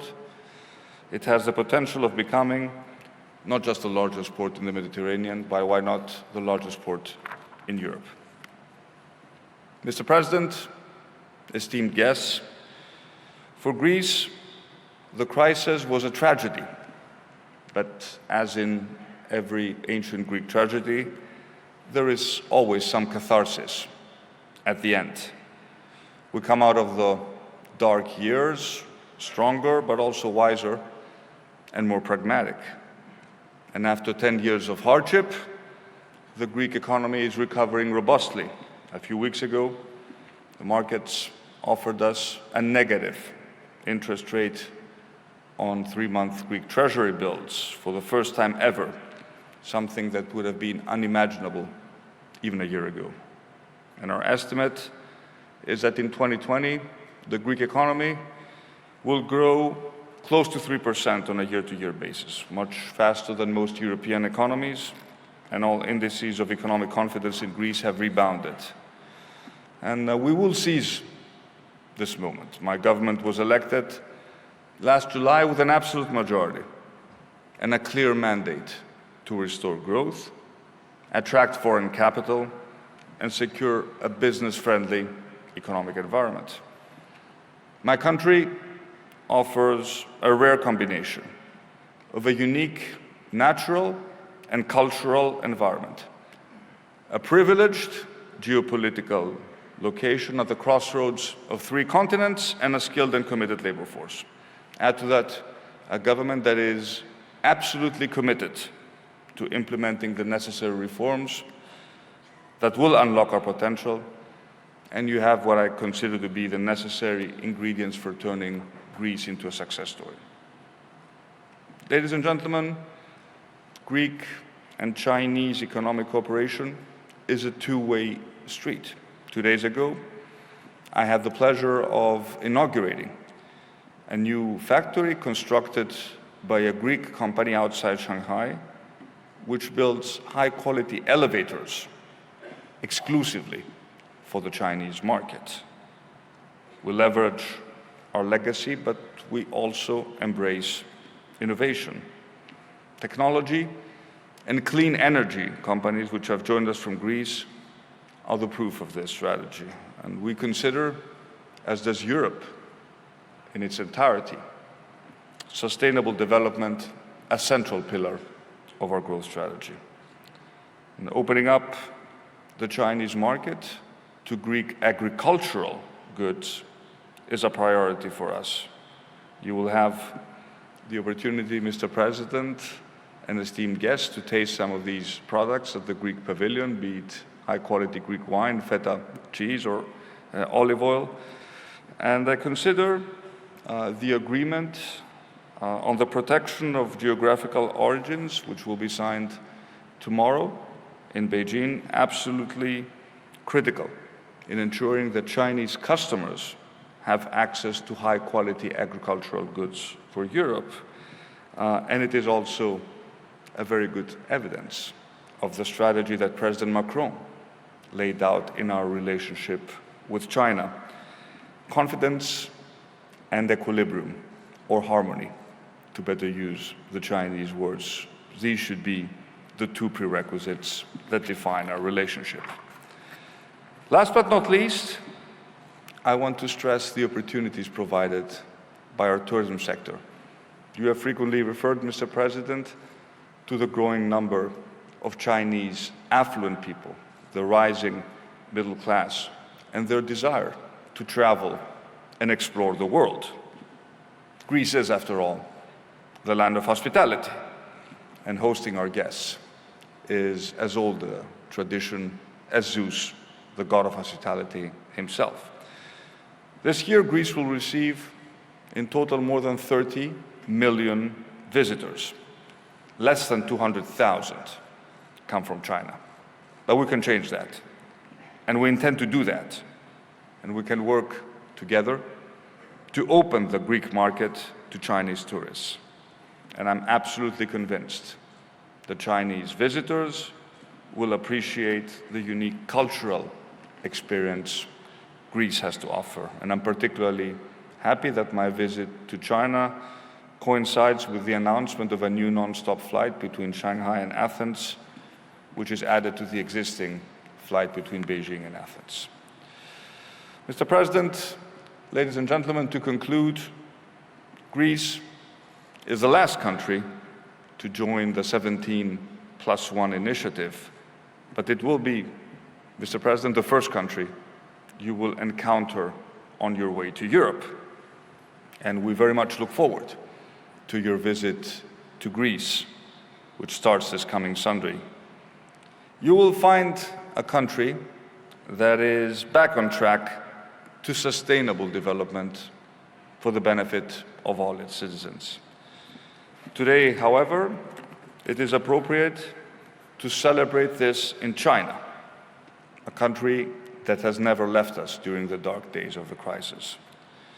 Together, Mr. President, esteemed guests, Greece and China are not just relishing their glorious past, but are chartering a course to a much promising future. Thank you very much.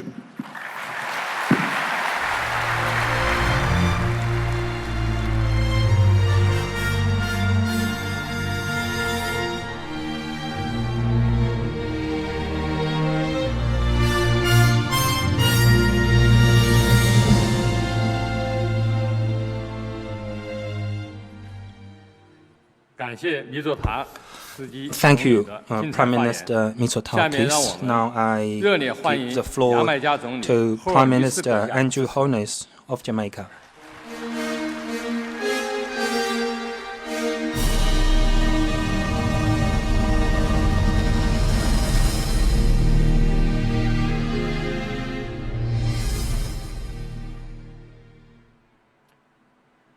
Your Excellency, President Xi Jinping, President of the People's Republic of China, esteemed colleague heads of state and government and partner countries of honor, distinguished heads of delegation, ladies and gentlemen, it is a great pleasure to be here in this historic city of Shanghai, truly a renowned international metropolis of a great financial hub of China.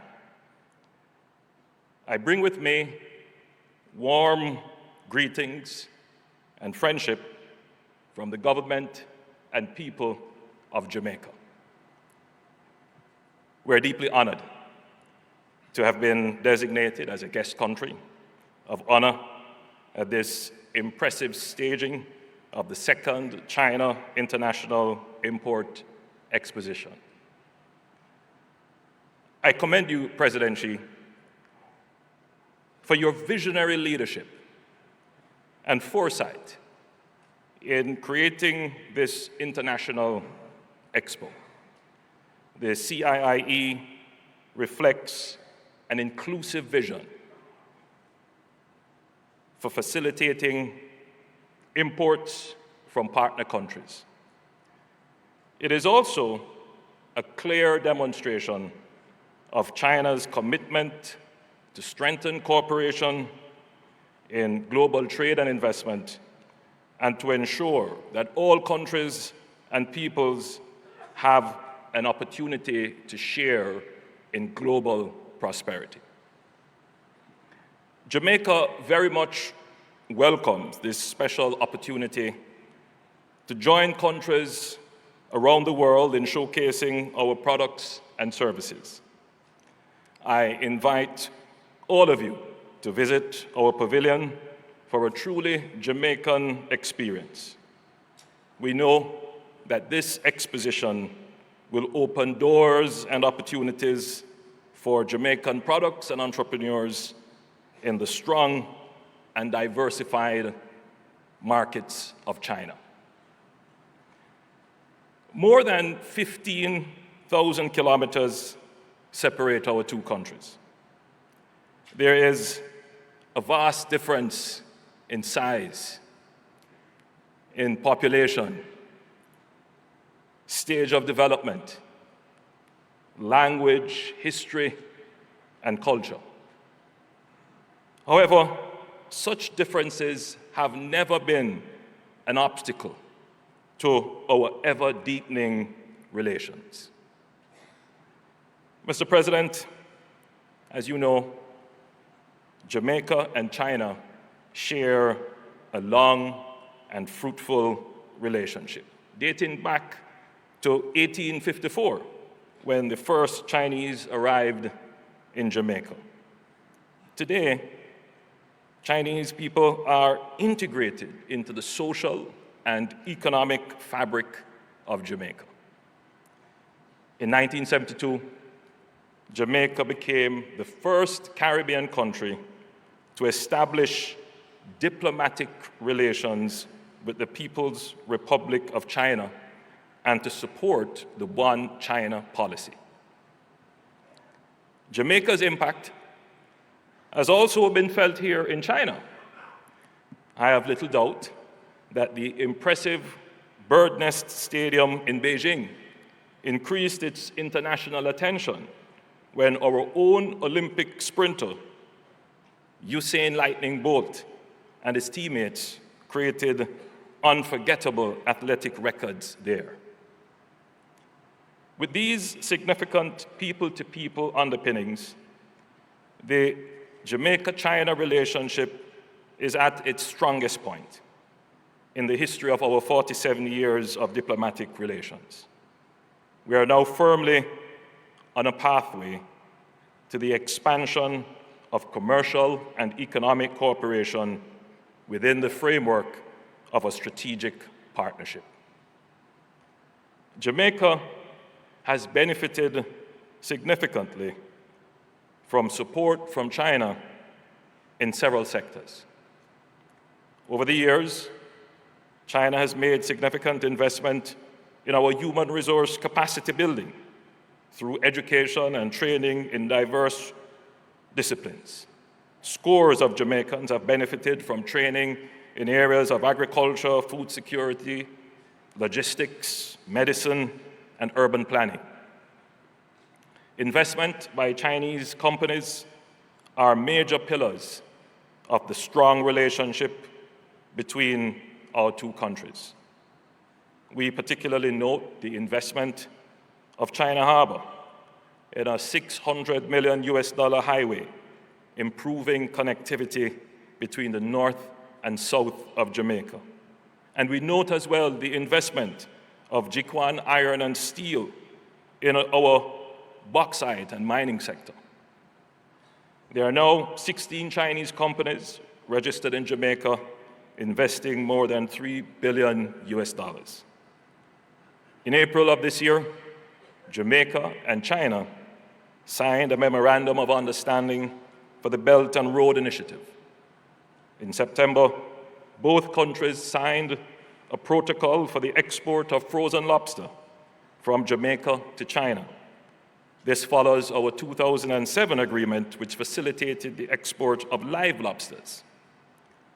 Mr. President, as we celebrate with you and offer heartiest congratulations on the 70th anniversary of the founding of the People's Republic of China, we point to the phenomenal strides made in your economic development. We are inspired that this economic growth has been translated into uplifting hundreds of millions of Chinese from poverty, and that your development continues to be people-centered. Jamaica, as a small island developing state of less than 3 million, must also focus on people-centered development. We too must lift our poorest out of absolute poverty and increase overall standard of living and well-being. We recognize that in the context of the challenges arising from our small size and limited resources, it is essential that we take advantage of opportunities presented through international trade and international cooperation. Jamaica believes in a multilateral, rules-based system as necessary for our economic development. And we share your aspirations for a more open, inclusive, balanced, and win-win economic globalization for the common development and prosperity of all countries. As a small island developing state, in addition to the economic challenges of equitable growth, we are also faced with the added challenge of making our economies resilient to various climate vulnerabilities and economic shocks. We must create and assimilate new technology and innovations in order to effectively tackle these challenges of resilience and sustainability. China is a leader in the area of innovation and technology, and we are excited to explore with your country the possibilities of pairing Jamaican minds and aspirations with Chinese experience and know-how in areas such as renewable energy, water security, agriculture, healthcare, and STEM education to achieve sustainability and resilience in our economy. In May 2020, Jamaica will be hosting the very first United Nations World Tourism Organization Global Conference on innovation and resilience, to further explore ways in which we can accelerate the creation, integration, and mainstreaming of technology and innovation in ensuring our economies are resilient and sustainable. We therefore look forward to the participation of your countries in this important event.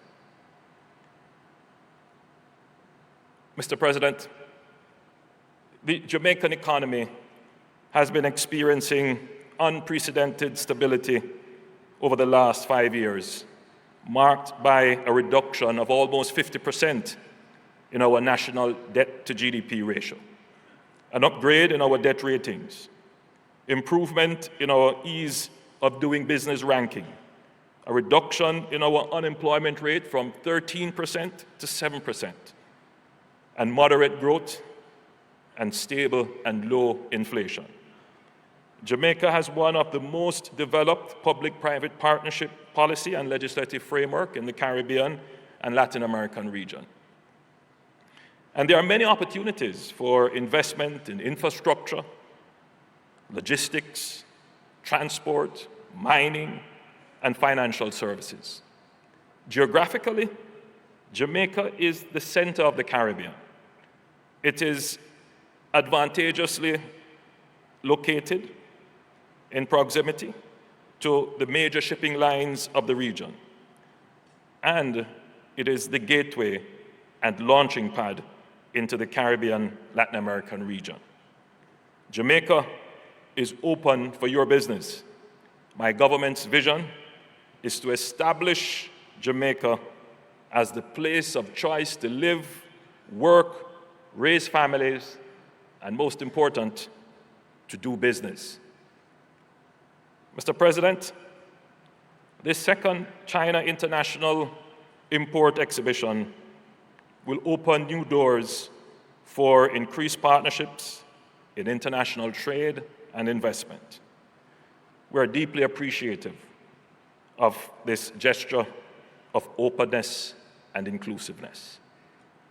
We live in an interdependent world, and together we must chart a shared future for mankind.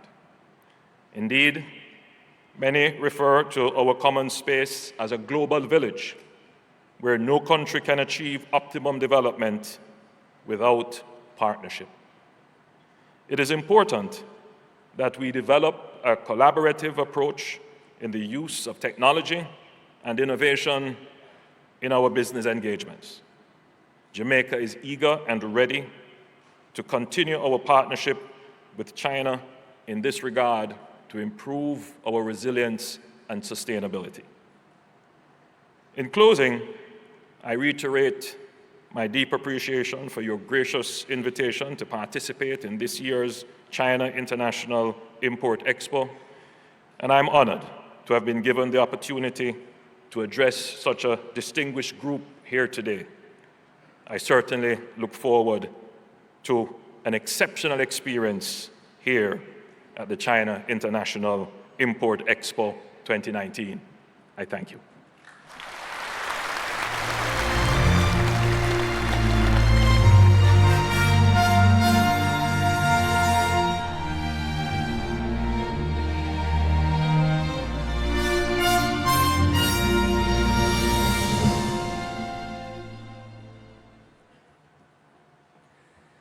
Thank you very much, Your Excellency Prime Minister Holness. Now I warmly invite Prime Minister Ana Brnabić of the Republic of Serbia to the podium.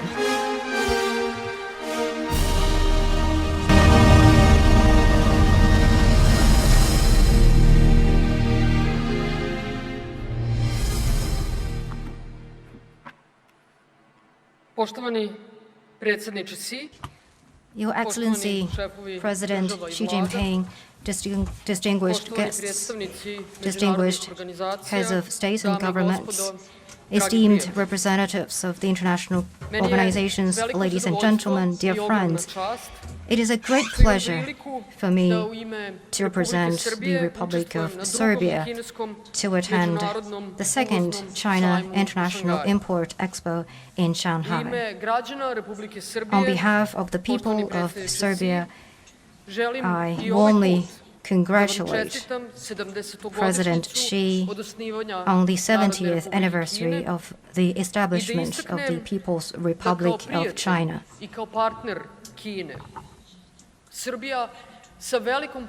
For our friendly partner China, Serbia follows very closely its great achievements, and we are heartened to see such achievements. As we have seen, China's economy is growing with a strong momentum. China is making good progress in poverty reduction and is cultivating a large number of young talents.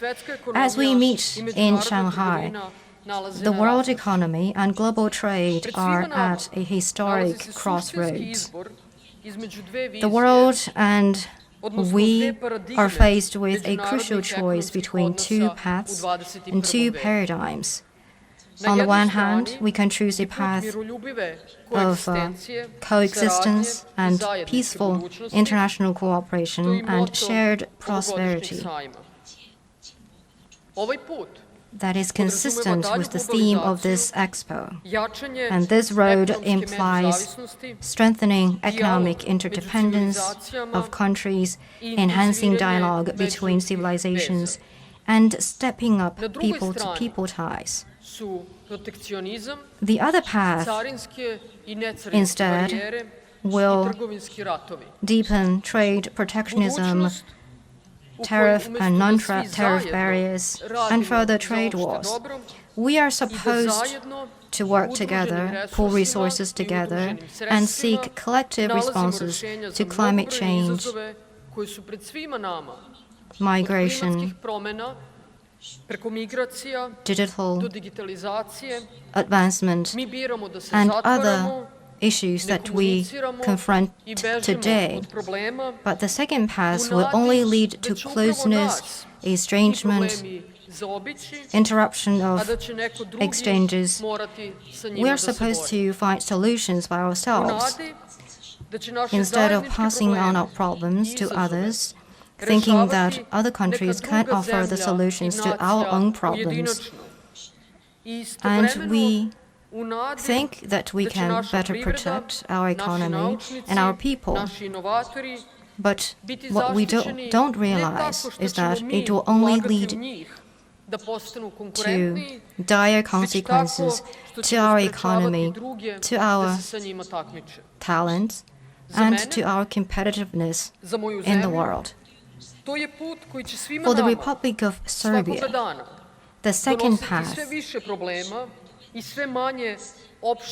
will only lead to deteriorating problems and worsening consequences for our society without leading us to a better future.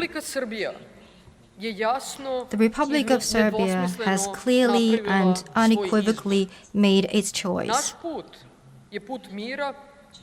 That is the road of peace and cooperation.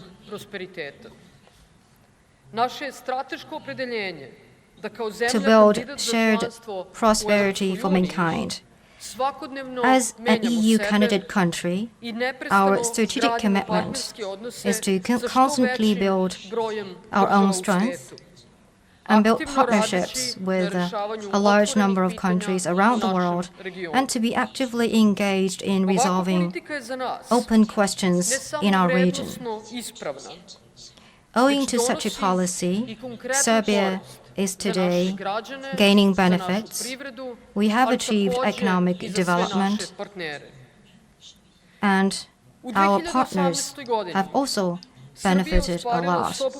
In 2018, last year, our GDP grew by 4.4%, the fastest in the past 10 years. Unemployment was almost halved. Public debt has been reduced to 52% of the total GDP. Direct foreign investment reached the size and level of our total economy. Because we pursue a policy of openness and cooperation for the benefit of our people, we have created a win-win outcome. The United States, European countries, African countries, Asian countries, our partners are reaping the benefit, and they can enjoy preferential policies and have their products exported to European countries with zero tariffs. Iako smo mala zemlja, po bilo kojim parametrima neuporediva, including the Balkan region, the European Union, the Eurasian Economic Union, as well as Turkey. We are a smaller country in terms of size, landmass, resources,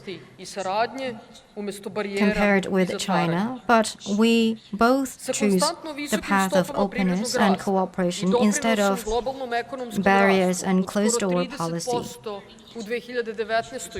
In 2019, China's economy has contributed to nearly 30% of the world economy. So China's economic development is the best example to show to the world that the 21st century international economy can be best promoted through openness instead of beggar thy neighbor policy. So we will continue to pursue an opening up policy. As we see, China's continuous opening up policy will not only benefit China itself, but also offer opportunities to the whole world. Serbia will seize this opportunity, this rare historic opportunity. We have built a partnership in the steel sector with China, and our partnership is made of steel. And such cooperation has delivered real benefits to the two peoples. Serbia is today the most active among China's partners in the 17+1 cooperation mechanism, with the largest number of cooperation documents signed. We're also an important hub on the map of the Belt and Road Initiative. We have been working together with Chinese companies in developing and promoting the Europe-Asia Land Sea Express line stretching between the port of Piraeus, Belgrade, and Budapest. Today, Chinese companies such as Hrus Steel, Zijin, Shandong Linglong, COSCO, CRBC, and others have not only contributed to the reindustrialization of Serbia and its regional infrastructural connectivity, but also play the role of a bridge facilitating people-to-people and cultural cooperation between our nations. The vision of our government is to continue strengthening and deepening cooperation with China in order to show to the world that in IT, artificial intelligence, digital agriculture, and other sectors, our partnership can lead to greater complementarity.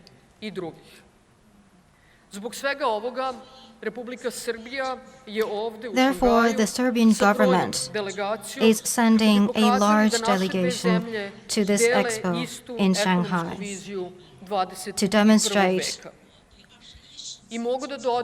our commitment, our shared commitment with China for the 21st century economic development. President Macron, in his speech, expressed similar vision for the prospect of the world, that is to deepen integration among us. I also want to thank French President's best wishes to Serbia.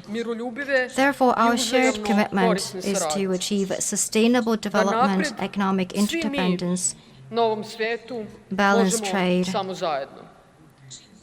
peaceful coexistence and win-win. Only with cooperation could we achieve common development. To conclude, I wish to extend our appreciation to our host China, to His Excellency President Xi. I extend our congratulations on the 70th anniversary of the founding of the new China. I want to thank China for its help to our economy and to the world economy. We appreciate China's openness and its open-minded policy to our initiatives. Thank you.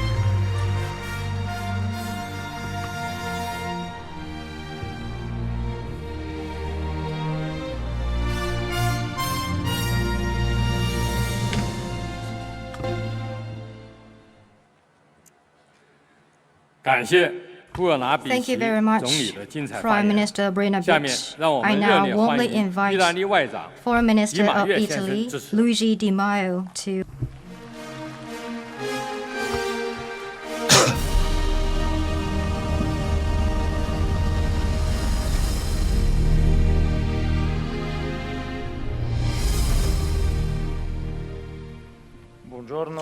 Good morning, Mr. President Xi Jinping, heads of state and government, colleagues. I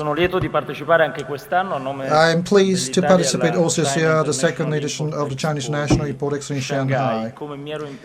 As I committed myself during the state visit of President Xi Jinping in Italy in March. Italy is here as a partner country of the event. I just want to tell this with the pride and with the awareness of the significance of this occasion, which demonstrates the enormous benefits of international trade and exchange opportunities. I would like to confirm to the authorities of the People's Republic of China the support and the full encouragement to continue on the path indicated by President Xi Jinping towards ever greater opening to the Chinese market for companies all over the world. More than 40 years have passed since the start of reform and opening policies launched by Chinese leadership that triggered China's impressive growth process. The export we are inaugurating today is an extraordinarily important result, an example of China's contribution to the development of effective economic multilateralism. It can only be based on international cooperation in the name of inclusiveness, sustainability in all its dimensions, and of a level playing field between economic operators. Italy will continue to work with China both within our global strategic partnership within the framework of the European Union to promote liberalization and facilitation in trade and investment, to maintain the centrality of the World Organization of Commerce, also collaborating in its reform. Our objective remains a stronger multilateral trade system, solidly based on rules, transparent, fair, non-discriminatory, open, and inclusive.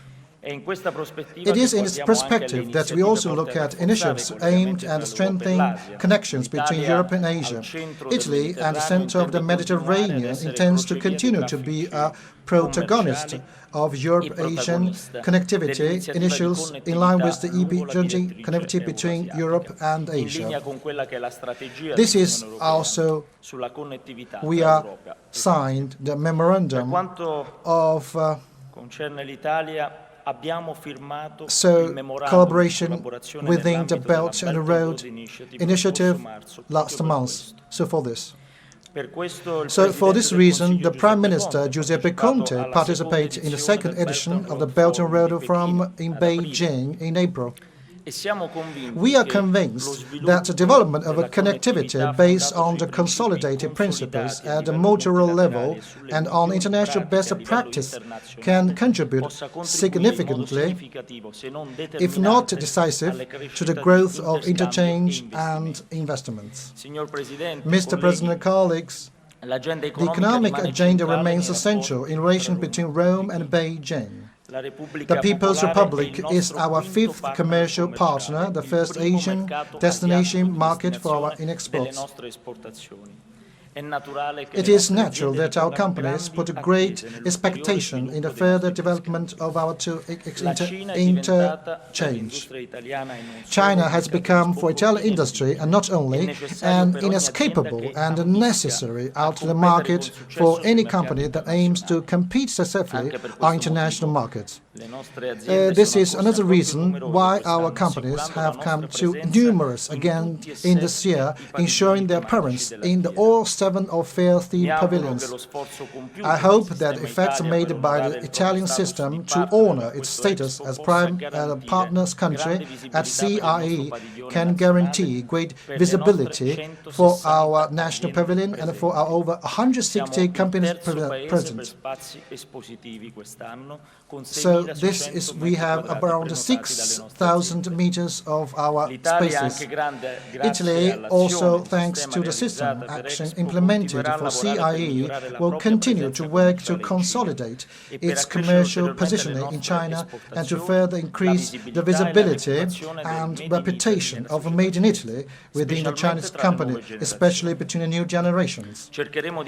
We will try to promote more and more both the division of our products and services, and through them, those values of high quality, beauty, and innovation of which Italy is not undisputed carrier worldwide. So we certainly count on the precious collaboration of the Chinese authorities, with whom we are going to celebrate next year the 50th anniversary of the diplomatic relations. 2020 will also be the year of culture and tourism Italy-China, with the rich program of events to be held throughout 12 months in Italy and in China. So I think this is very important, and also I hope more Chinese tourists will come to our Italy. My country, over the centuries, has witnessed with some of famous personalities like Marco Polo and Matteo Ricci that the exchange of knowledge and the relationships of sincere friendship can develop with the dissatisfaction along the Silk Road. Paraphrasing an old Chinese saying, I hope that all participants can return home different way from how they arrived, because that have been carried thanks to mutual exchange by new friendships and new cooperation for the future. Mr. President, China and Italy, so we are so close. I think we will consolidate our relationship. Thank you for everybody.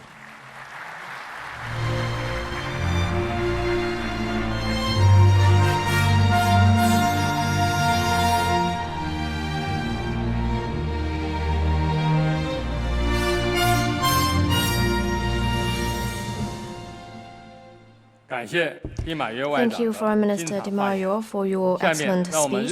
Now let us warmly welcome Mr. Roberto Azevedo, Director General of the World Trade Organization, to deliver his speech.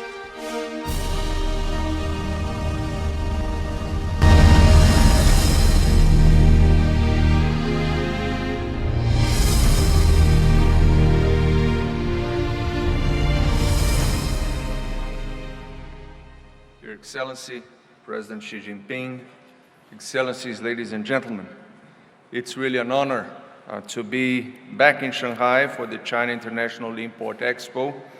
Let me start by thanking President Xi Jinping for his leadership in organizing the CIIE, now in its 2nd edition. Last year's Expo was a sign of the commitment of the Chinese government to integration with the global economy. The 2nd edition demonstrates its intent to make import promotion an ongoing process, creating opportunities for businesses and consumers in China and around the world. And this is very positive. The Expo's emphasis on imports is particularly welcome. It drives home the essential but often overlooked truth that trade is fundamentally about win-win cooperation. Imports mean more choice and lower prices for consumers. For businesses, access to best price inputs, whatever the source, means greater competitiveness at home and in export markets. For decades, Predictably open international markets have allowed countries and companies to specialize and devote more resources to what they do well. The result has been growth, development, and unprecedented reduction in poverty. Our economies have become closely intertwined. Today, about 2/3 of all exports contain imported components. But instead of predictability, the ongoing trade tensions mean that international markets are today marked by uncertainty. All over the world, investors are thinking twice about committing funds to a big purchase of equipment or a cross-border supply relationship because they fear that their profit margins will be eroded or wiped out by trade restrictions. Now, we see this in the trade data. Just last month, WTO economists estimated that global merchandise trade would grow by only 1.2% in 2019. Now, this is a sharp deceleration from April, when they thought that trade would grow by 2.6% this year. Now, trade-related policy uncertainty has become the leading drag on growth, on trade, and on investment. We cannot afford to let this continue. Global output growth is slowing down, and for most governments, scope to use traditional monetary and fiscal policy tools is limited. The optimal way forward is for countries to work together. By doing so, they can set out a credible path towards a more stable, more predictable trading system, an international economy with more integration, not less. One that provides a level playing field for businesses, both big and small. Reducing uncertainty in the global economy would yield dividends on multiple fronts. For businesses, it would mean more confidence to invest. For workers, it will mean better jobs and higher purchasing power. And for governments, it would leverage the impact of monetary and fiscal policy.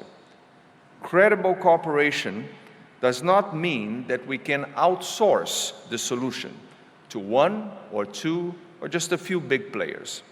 We must all be part of the solution, engaging at the World Trade Organization, including in the context of much-needed reforms, and in forums like the G20, where leaders can muster the necessary political will and coordinate their efforts. The alternative to cooperation is, to put it bluntly, lose-lose.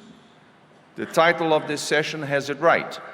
Only cooperation can break down the vicious circle of uncertainty, underinvestment, and slow growth, and deliver pro-openness, win-win outcomes. So this is our north. Let's pursue it together. Thank you.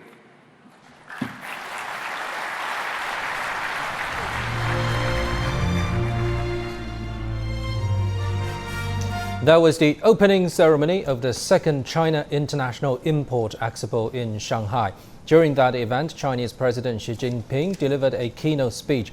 And in that speech, he reviewed what China has achieved since the very first CIIE in 2018.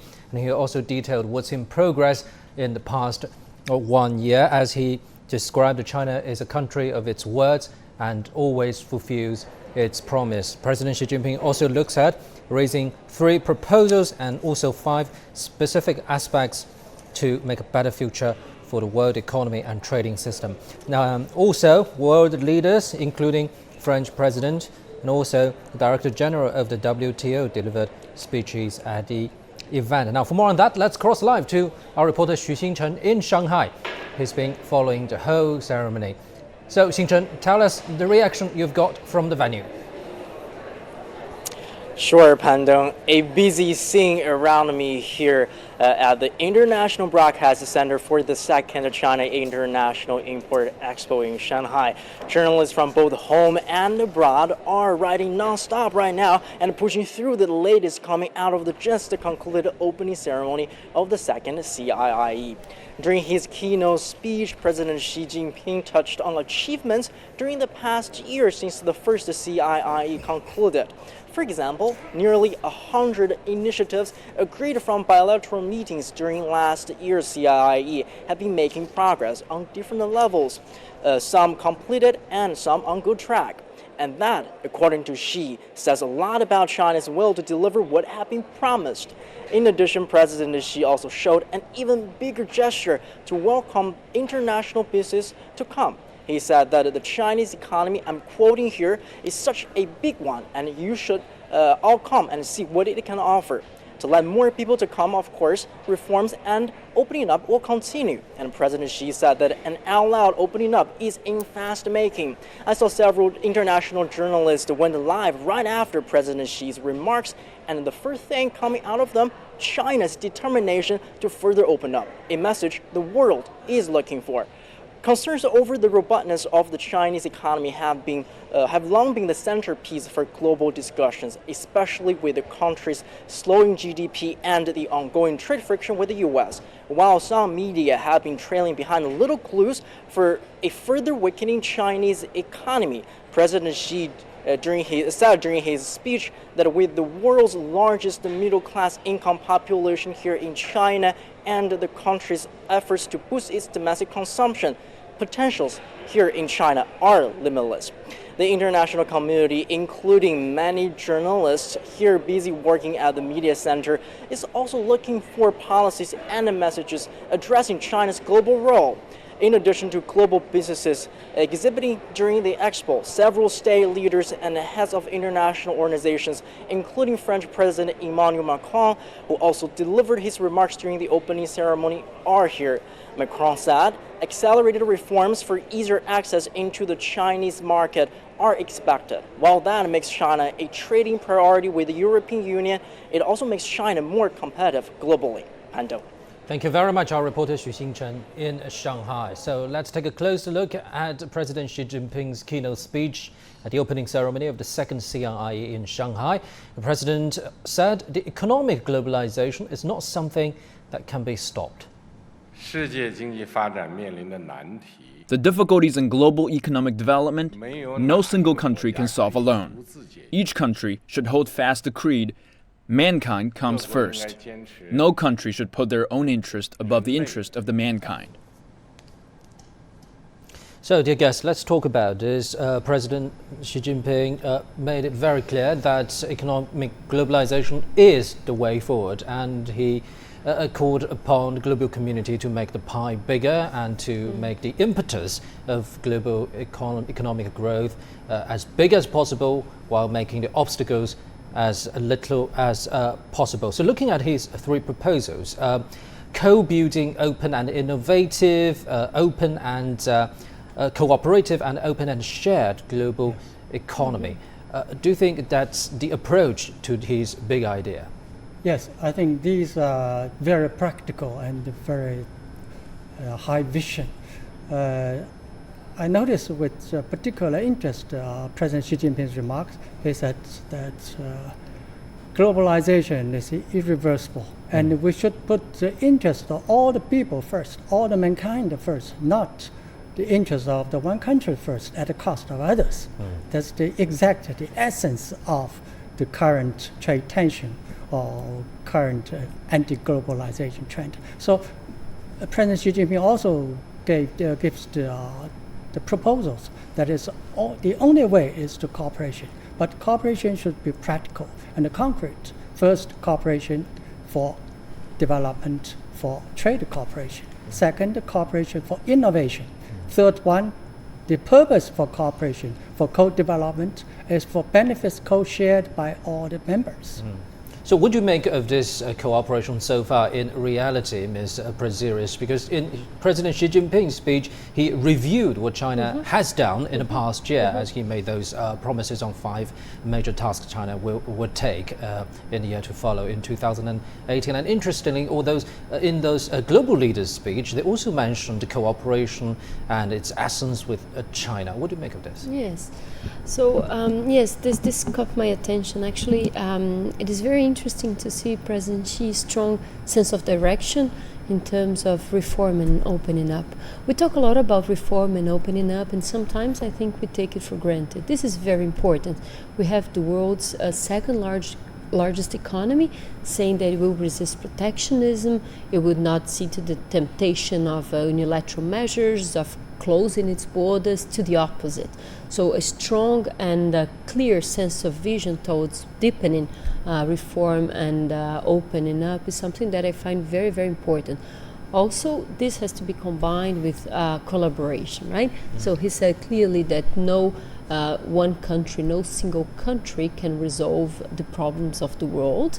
And so he calls for international cooperation, which is something very important. But at the same time, China is not waiting for the international conditions to be right. China is conducting its own internal reforms, but that's a process, right? It's a long process. China has moved very fast in the ranking of doing business. We saw this earlier, but we also heard some messages of some leaders saying that, well, there's still areas where we'd like to see progress, and I think China is moving in the right direction. It's moving very fast, but I think the rest of the world would like to see progress further in some key areas. And in his speech, President Xi Jinping addressed some of those concerns. President Xi Jinping highlighted China's huge population and market size. He says China will strengthen the fundamental role domestic consumption plays in the economy. China will further stress the role of importing, further lower tariffs and institutional costs, foster exemplary areas for boosting the innovation of import trade, and expand imports of high-quality products and services of all countries. So, in his speech regarding this particular topic, President Xi Jinping said China will establish some demonstration areas of encouraging import into the country. What do you make of this move, Mr. He? I think this is a step further on the basis of encouraging import in general. Just like the pilot zone for free trade zones, that's for testing, opening up, how to do it, incorporate it, integrate it into the world system. Now, import also, pilot zone, is necessary because we encourage import not only for going to the tables of the consumers, but going to inject economy for upgrading its development, for restructuring. So we have to do it in some concentrated areas to show that import of consumer goods, the latest technology of the world, and latest services and solutions could benefit people, help support China's restructuring and upgrading economic growth. So I think that we will see some initial results in coming years. So what do you make of this carefully structured approach? Because first we saw pilot free trade zones, as just mentioned by Mr. He, and also in his speech this morning, President Xi Jinping also vowed to build up the free trade port. The whole Hainan province in South China will be a free trade port, and now he's mentioning these dedicated areas on imports. I think it's great that China has this flexibility, this leeway for experimentation. I think the economy needs the flexibility to create room for entrepreneurship, for improvement, for progress, for innovation, and that all is very welcoming, of course, and I think we will see results in the near future. As the Director General of the WTO mentioned, about 2/3 of what countries export are imports that are imported, right? So the more the countries open to imports, the more they are likely to export. So trade is a two-way street, and we need to understand that imports are also needed not only for internal consumption, as the focus here in China is, as for other countries, for them to be able to be more competitive when exporting. Right, let's get more highlights from President Xi Jinping's speech. He has called for the further improvement of the business environment in China, and he also listed out some specific measures to come. China will quicken reforms in key areas using the modernization of the national governing system and its capacity as an institutional support for further opening and development. Mr. He, let's talk about the battering of China's business environment. What was noticing in his speech that is this part comes after he mentioned that the Communist Party of China has just concluded a crucial meeting, that is the fourth plenary session of the 19th CPC Central Committee. What's the main message here? I think this is a crucial importance. The fourth plenary session of CPC Central Committee just mapped out the roadmap to modernizing the system and the capacity of governance. Because we say that the Communist Party of China leads the huge country with 1.4 billion people, and we are moving up the ladder of the development from a rural society to industrial society to information society. Now we're facing the digital society. So our capacity have to be modernized to keep abreast with the changes of the world. So opening up is a very good way to know the world, to get the best resources of the world, and to know how to manage to cooperate with the world to elevate China's economy and China's people's living standard. So that's the practice will give us the best lectures how to build up the modernization of our governance capacity and system. So, Ms. Prezzie, let's talk about some specific steps China has taken in this particular regard. Some junctures has to be mentioned. For example, on the very first day of the year 2020, China's foreign investment law will come into effect. And in his speech, President Xi Jinping also mentioned this regulation on improving business environment in China. That is already in place. And also we heard from French President Emmanuel Macron's speech. He made some concerns of the European countries, for example, equal treatment, market access. What do you make of the progress so far? Listen, I think China is absolutely right in responding with reforms that will improve the business environment here in China in light of slower global economic growth and in light of the trade tensions created by the US-China trade war, if you want to call it. So China's commitment to improving the economic and the business environment in China is fundamental to China's continued economic growth. I think China has made a lot of progress. As you mentioned, the foreign investment law is something very important, but there are other measures, for example, the reduction of import tariffs in some products, also the reduction of foreign institutional transaction cost, exactly, as it was mentioned in the speech. Exactly. So there are many examples of actions being implemented by China. But as also suggested, for example, in President Emmanuel Macron's speech, there are some other measures that the business community and other countries would like to see implemented in China. Take, for example, joint ventures, right? So if you talk to business, they would say, well, we may be very interested in joint ventures. We just don't like joint venture requirements. We don't like to be forced into joint ventures. So maybe this is one area where we will see continued we've already seen some progress, but business want to see more.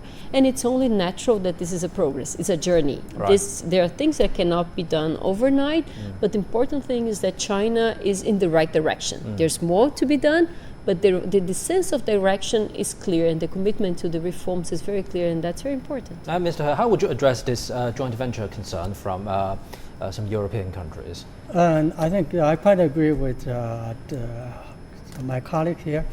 I think the major concern for European companies, and as well as the American companies in China, is not whether you should have joint ventures or not. Sometimes they prefer joint ventures because if they have a Chinese partner, it would be easier for them to do business in China. But the key question is if they are forced to go into joint ventures, they cannot decide, make their final plans, or they must have annual bonds together. So if we say that joint ventures is not compulsory, then it's up to the interests and the benefits of the partners of the enterprises. That will be good. I believe that will be the goal for the European and American business in China. And that's as well as the other requirements, for instance, the equal treatment, especially financial support. I think this is reasonable because we say the same. And I think in this regard, we can work together with the European and the American companies to improve our business environment together. Indeed, it's a journey and a lot to expect and a lot will happen. Now, my colleagues in London earlier have shared their views on this year's China International Import Expo. Take a look. I'm Nicole Johnston in London.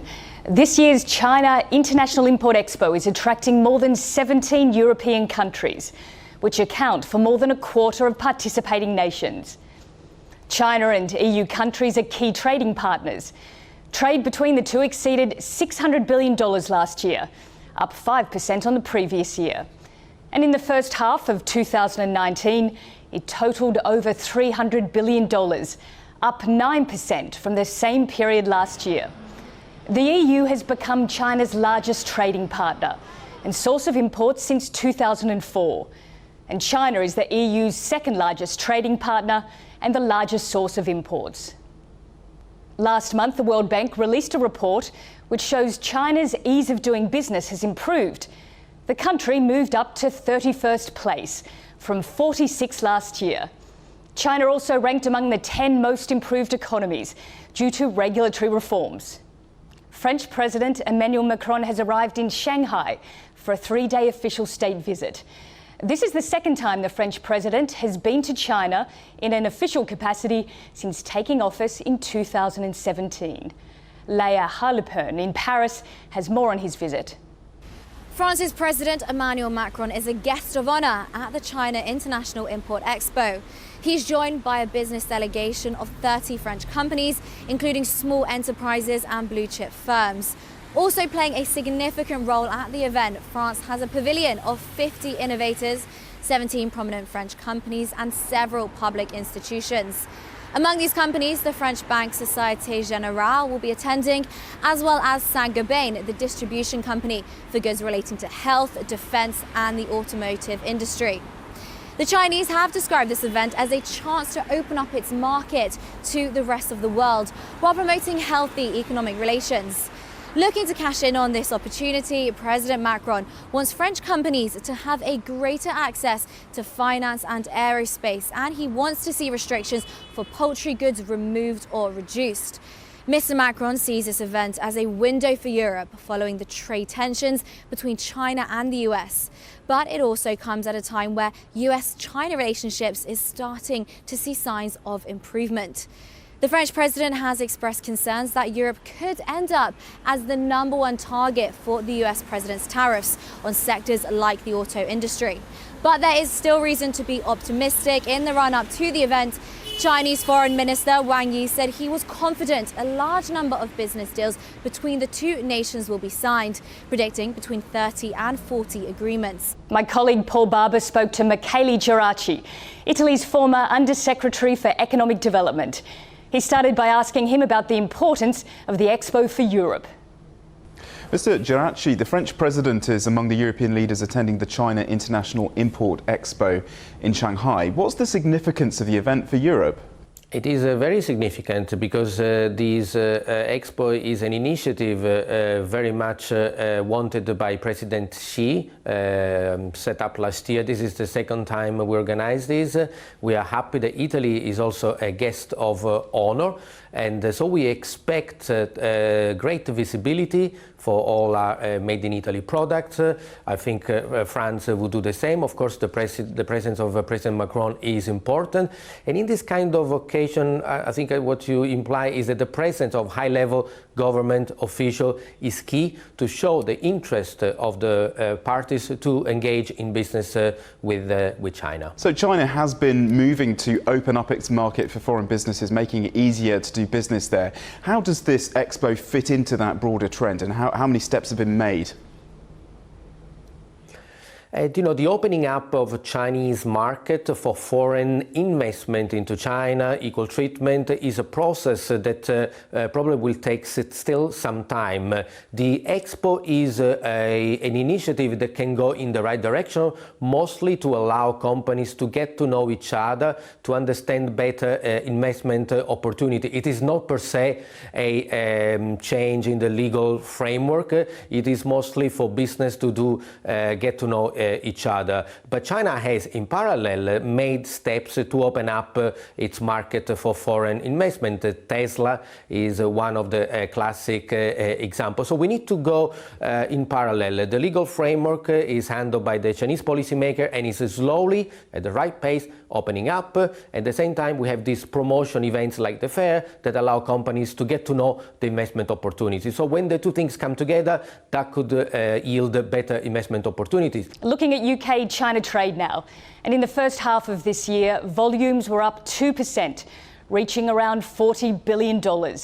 That's a trend the UK government is hoping will continue as it negotiates its exit from the European Union and looks to a post-Brexit future. Our reporter Phil Lavelle has been in Scotland, which is eyeing Chinese markets for one of its major exports. From sea to sky to somewhere in China, Scottish salmon is taking off, both literally. We can harvest salmon from this site on a Friday, and it will be in China on a Sunday afternoon. And metaphorically.